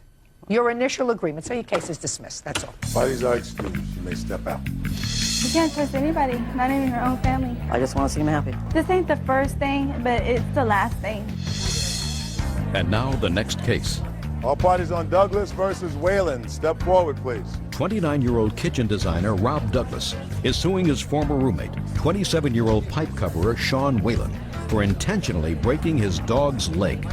Mr. Douglas, according to your complaint, the defendant was a friend of yours and you decided to share an apartment together. You moved into the apartment and you have a small dog. Yes. What kind of dog do you have? It's a dachshund. It is your complaint that the defendant purposefully caused your dog to have a broken leg. Is that right? Yes. When did you move into this apartment together? February of 2000. How many people moved into the apartment? There was 3 of us. Did you have the dog in February of 2000? Yes, I did. So that you knew that the dog would be moving I in? knew the dog would be coming in, but I also knew that there wasn't no pets allowed in the apartment. I just asked you if you knew the dog would be coming in. All right. When was the dog's leg broken? The dog's leg was broken a week before I was moved out in February of 2001. You weren't at home at the time. No, I wasn't. What indication do you have that Mr. Whalen did this act purposefully? He would tantalize the dog. Whenever the dog came into the room, he would stomp near it. One time he threw a beer can at it.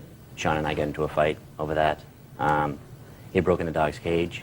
How did he break the dog's cage? He stepped on the top of it and put a hole into it. When did he do that? I was at work again. When did I do that? Shh, don't speak to him. I was at work. I came home, and the dog's cage, I left it in the kitchen. And I came into the kitchen, and there was a huge hole in the top of it.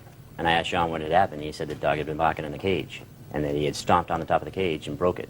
You mean to stop the dog from barking? Right. But in the process, he put a huge hole in it. Wrong.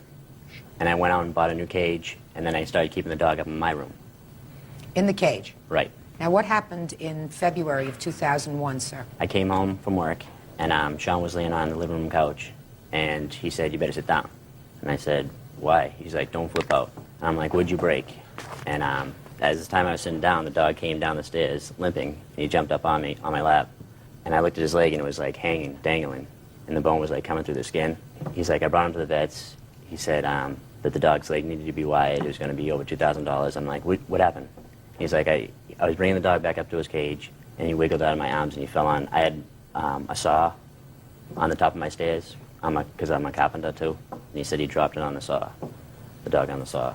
What time of the day did you leave that day in February? For work, I left at 8:30 in the morning. And where was the dog when you left for work? In his cage in my room. That's wrong. Shh. I'm going to get to you. Didn't you understand? What words don't you understand? All right, I'm all right. The dog was in the cage when Yes. you left. Had you walked the dog that morning? I let him out the back door. Every morning I would let him out the back door to go to the bathroom, and then I put him up in his cage. And what time did you return from work that day? Like 5:30. So the dog isn't walked between 8:30 and 5:30. Right. But my other roommate, third roommate, would come home from work at 7:30 in the morning, go to bed, because he worked at night. Right. And when he'd get up, he would let the dog out before I got home from work. And then put the dog back in At his what cage. time? Whenever. Okay. What time did you bring the dog to the vet? Probably got there around 3 o'clock. Was that before or after the third roommate woke up? He wasn't home. He wasn't home at all? No. Okay. And where did you find the dog? I think he was in the living room, What was he doing in the living room? just sitting there. So I was going to bring him up to his cage. I didn't like the dog being out because it would mess in the apartment almost on a daily basis. And I was on my way out again, so I wanted the dog back in his crate. So I brought him up. I was bringing him upstairs, and it squirmed out of my arms. He knew where I was bringing him. He didn't want to go there, probably. Squirmed out of my arms, fell on the saw, made a horrible noise, and then it looked to me like his leg was broken, so I brought him to the vet. Mr. Whalen, I read your answer very carefully, and it's clear from your answer, sir, that you didn't like this little dog. Could you tell me why? I didn't like its behavior. It must be over 3 years old. It has not been properly trained. It would just pretty much do whatever it wanted. I've seen the dog on a table eating out of a bowl that I would eat out of, standing up on a table. The thing was untrained. It's not that I didn't like the dog. I didn't like the way it behaved. It should have been taken care of better than it was. Why did you stomp on the cage? I didn't stomp on the cage. I kicked it, the metal front. Right. And I kicked that, and that was dented. Why did you kick at it? Because the thing was barking. It wouldn't be quiet. So that's the way you thought you would get it to be quiet? A little by kicking it? intimidation, yeah. Mm-hmm. And the beer can incident? I don't recall that incident. Well, try to think hard. He seems to remember that you threw a beer can in the dog's direction, and then you had a fight about it. Do you remember that? No, I don't. What responsibility, Mr. Whalen, do you believe you had with regard to the expenses for taking care of this dog? None. Why not? I was simply bringing it back up to its cage, where it should have been. Had you ever picked up this dog before? Yes. Many times? Many times. Have you ever put the dog back in its cage before? Yes, I have. So the dog has tried to squirm not to go back into the cage before? Yeah, it has. When you came home on that day in February, Mr. Whalen, did you look around the house to see if the dog had messed in either your room or around the house? I didn't look around. I just saw him out, and I brought him upstairs. But it had in the hallway where it usually does. Pretty much the same spot every time. On that day? Yes. Now, when did you notice that? Before or after you picked him up? After. And when you walked into the house and you saw the dog just sitting in the living room, were you annoyed that the dog was out of the cage? Annoyed? Yeah. No. You weren't? Well, I guess a little bit, but I was going out again, and I wanted to put it where it's supposed to be. Now, you took the dog to the vet. Yes. And the vet told you that the dog's leg was broken and needed surgery. It needed something more than, say, a cast, yeah. So it's going to be expensive. So can you tell me why you didn't tell the vet to take care of the dog? It wasn't my dog. I didn't want to make any decisions on it, spending a couple $1,000s. I asked him if he could do anything for the dog, like he gave the dog some pain medication. And I said, probably the owner will probably come back here. I'm not going to make any decisions or tell you to do anything. Now, when you brought the dog home, where did you put the dog? I think I just put him up in his room and closed the door. Mr. Douglas says that when he came home, the dog came limping down the stairs. Had you opened the door? No. How did the dog open the door? The time that I went to the vet and came back, the other roommate had come home. And?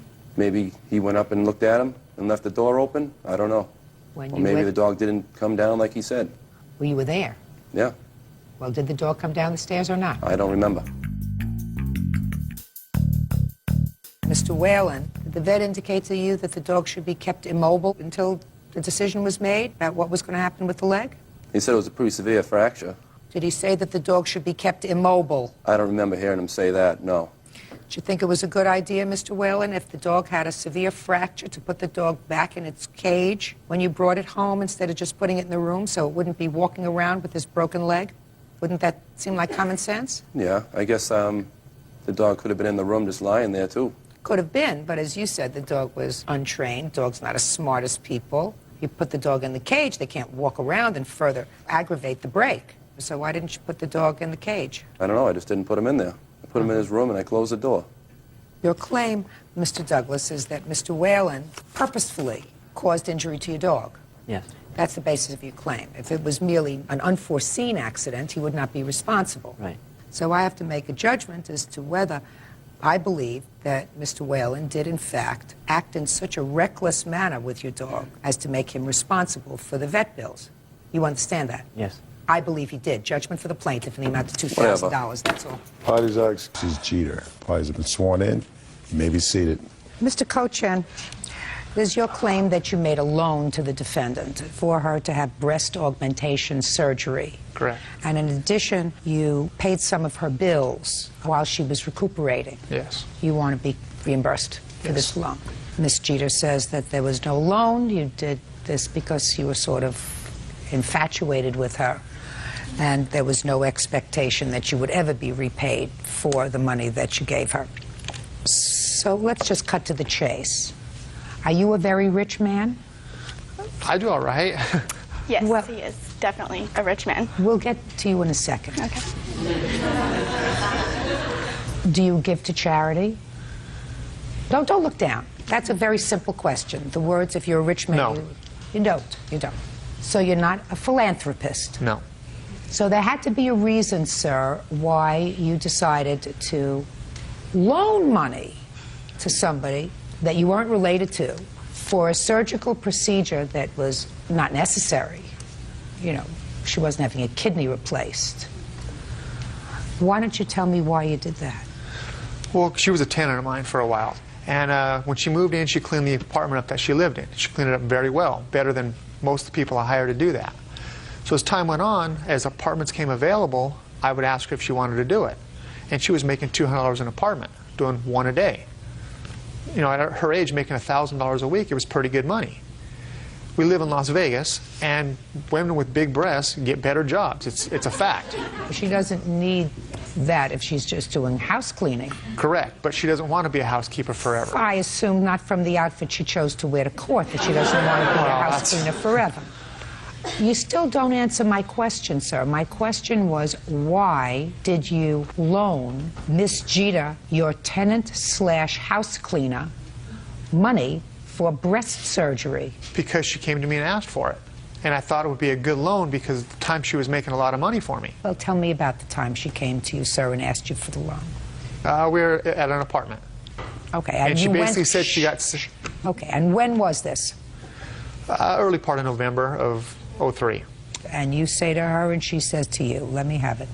She says she doesn't like doing this anymore. She wants to get into something else, work in the casino. And if she had breast augmentation, it would help her get a good job.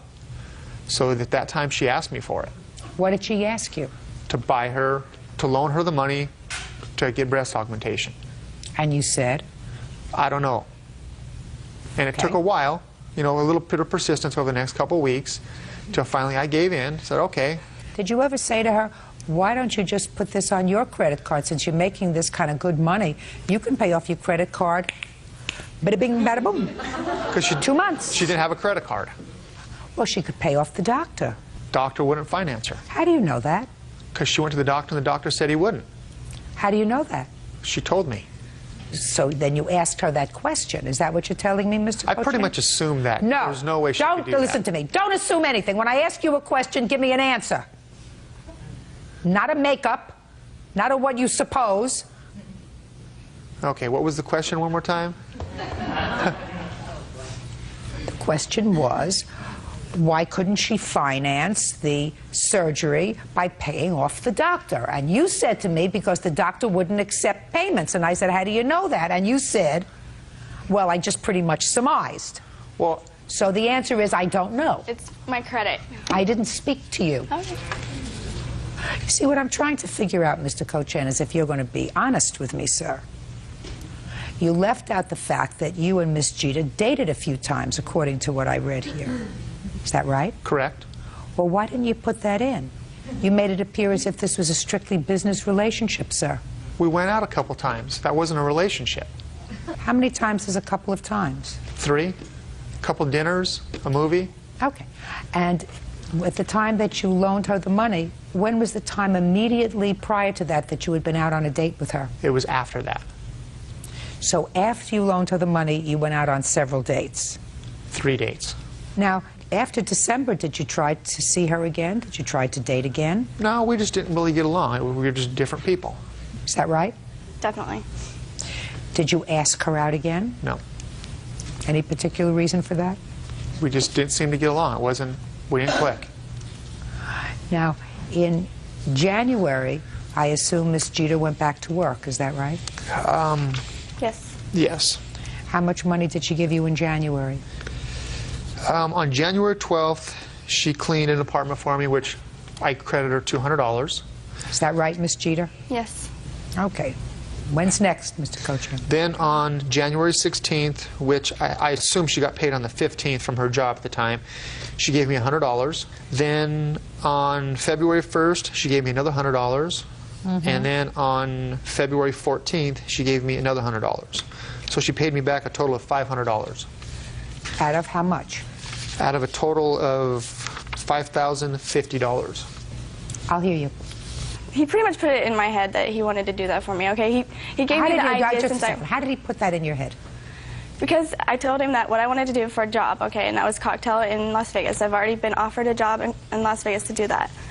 And it's just easier to get a job having this operation done when I had nothing before. And so he said, well, yeah, you know, his ex-girlfriend had it done, and so he told me that that'd be a good idea. So he made me feel like it was okay to ask him to do that. Okay, as far as paying him back goes, nothing was supposed to come out of my pocket cash-wise. I was supposed to just clean his apartments out, but none came available after my operation was done and I was healed and everything. So I had to get a new job and just to pay my bills off, and I wanted to move because it's a bad area. Yeah, but if I don't have a Just a second. What you're saying to me was it was a loan.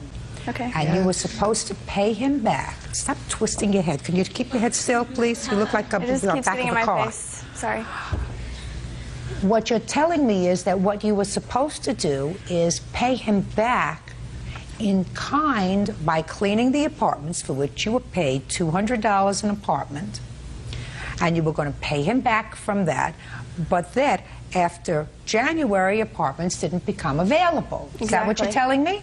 Yes, ma'am. Okay. But you also, in the same breath, said to me that you wanted to get away from that area because it's a bad area. So was it your intention to go back to the complex to do cleaning to pay off this loan? Yeah, that was before I had gotten my job already, that I had to pay the bills to pay to get out of that place. But that new job, I assume, didn't leave you the same kind of free time as your previous work, if any, so that there was no time for you, even if apartments became available, to clean the apartments. Is that what you're telling me? Yes. Get her a copy He didn't. of my book. He didn't Gonna do his get part her of a the copy job of the as far as book. giving me work. Okay, no apartments were available, so I had to get a job where I could have money, and so I could pay my bills.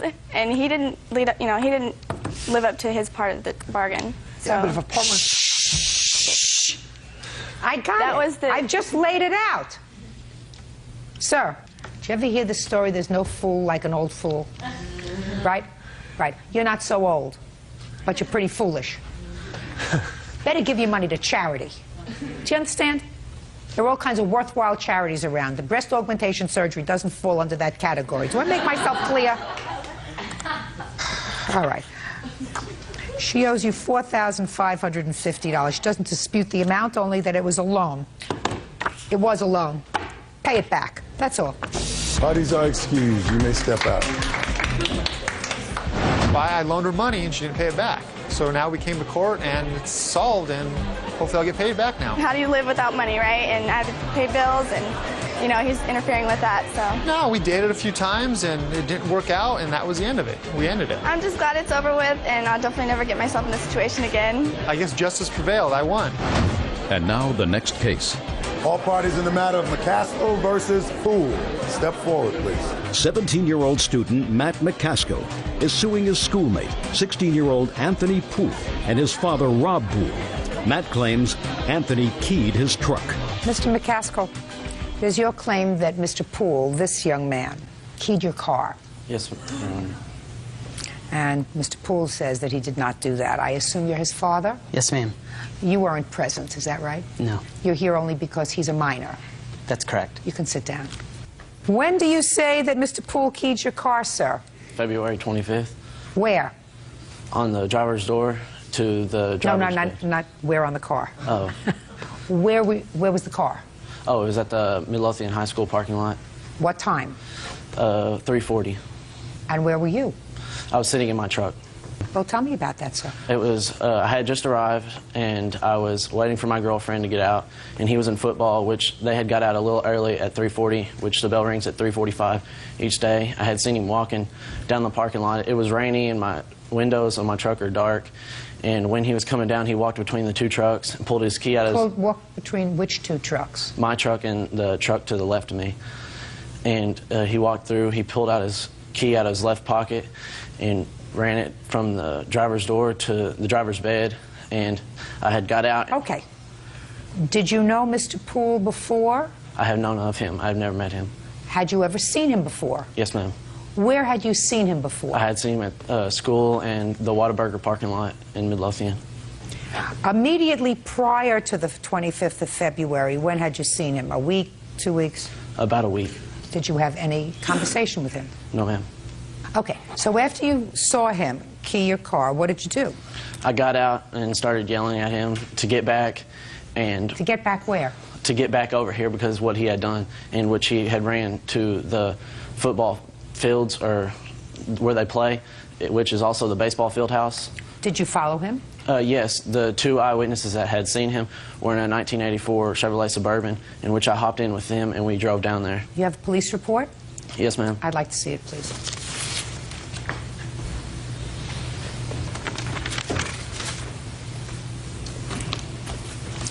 Did you file the police report on that day, sir? Yes, ma'am. Okay. When was the next time you saw Mr. Poole? He had ran into the coach's office saying that I was threatening to beat him up, and which he came out running, apologizing that he accidentally did it with his bag and that he would pay for it all costs, and he was sorry. And who did he say this in front of? Well, the principals had just arrived down there, and the two coaches that were in the coach's office, because they had taken them into his office while I was outside, because I was pretty steamed up. Judge Judy continues in a moment. Over here on the map where he was walking between the two cars, one of the kids slammed the door open on his chest, and that's why he was... Not this No, person. not we're not saying that he did it. But sit down. Real cases, real people. Judge Judy. 17-year-old Matt McCaskill says classmate 16-year-old Anthony Poole keyed his truck. Anthony is denying the charge. Do you have any other school reports? No, I don't, but I have pictures and estimates. I'll take a look at the pictures.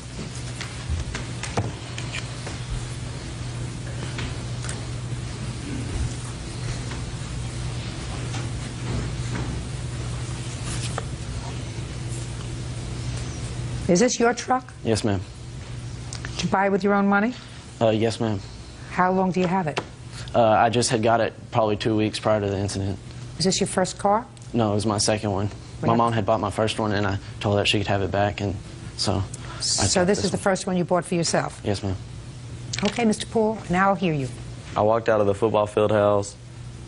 Before then, there was an incident at Whataburger. One of my friends told me some guys were making racial slurs about my girlfriend. One of the guys that he mentioned his name that I knew was in football. I said something to him. I asked them if they had something to say it to me. You don't say it to her, that's disrespectful. The next day, two guys were waiting outside the football field house. They're asking me to come over to the car saying, I bet you won't say something. Look at me, sir. Don't look all over the place. Yes, ma'am. They're asking me to come over to the car and say something to them. Who was asking you to go over to what car? I've never seen them before, or the car. Was it Mr. McCaskill's car? No, ma'am. I don't know. I'm not following your story. Go ahead. Somebody wanted you to say something to somebody. Come on.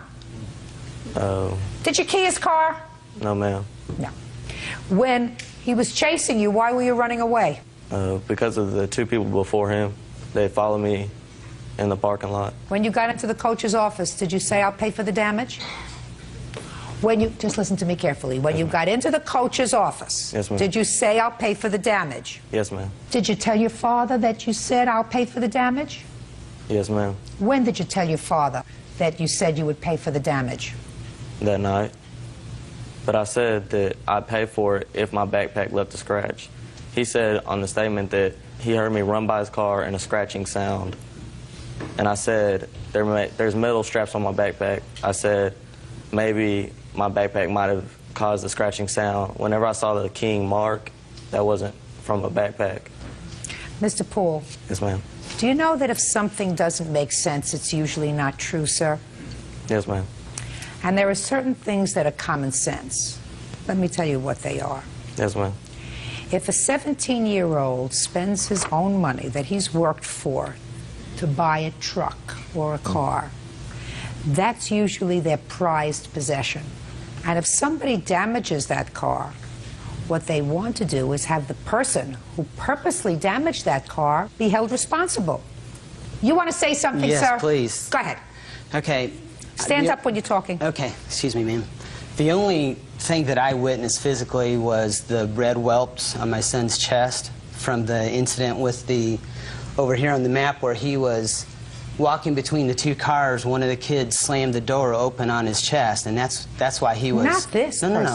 We're not saying that he did it. He did nothing. No. Do you understand, Mr. Poole, what I just said? Yes, I do. A 17-year-old doesn't blame somebody else. Unless destroying their property, their car. Right. Unless it's the person who did it. Unless there is an overriding reason for them to do that. Or unless he wants a new paint job. Why would he blame your son? And why would your son say, I'll pay for the damage? What he did was he caused the damage to the truck, and then he said maybe it was an accident. Maybe my backpack, that's the story he's telling now, maybe my backpack as I was walking by hit the truck and scratched it. So all those things, Mr. Poole, are too serendipitous. The fact that he was there at the time that the truck was scratched. The fact that he witnessed the truck being scratched. The fact that he acknowledged after a chase that, well, maybe it was just, maybe I scratched it, but if I did, it was just by accident. Do you understand? He doesn't say he wasn't there, and he doesn't say he didn't scratch it. He said, if I scratched it, it was an accident. Are you following me? Yes. Good. Sit down. Can I see the estimates, please? Yes.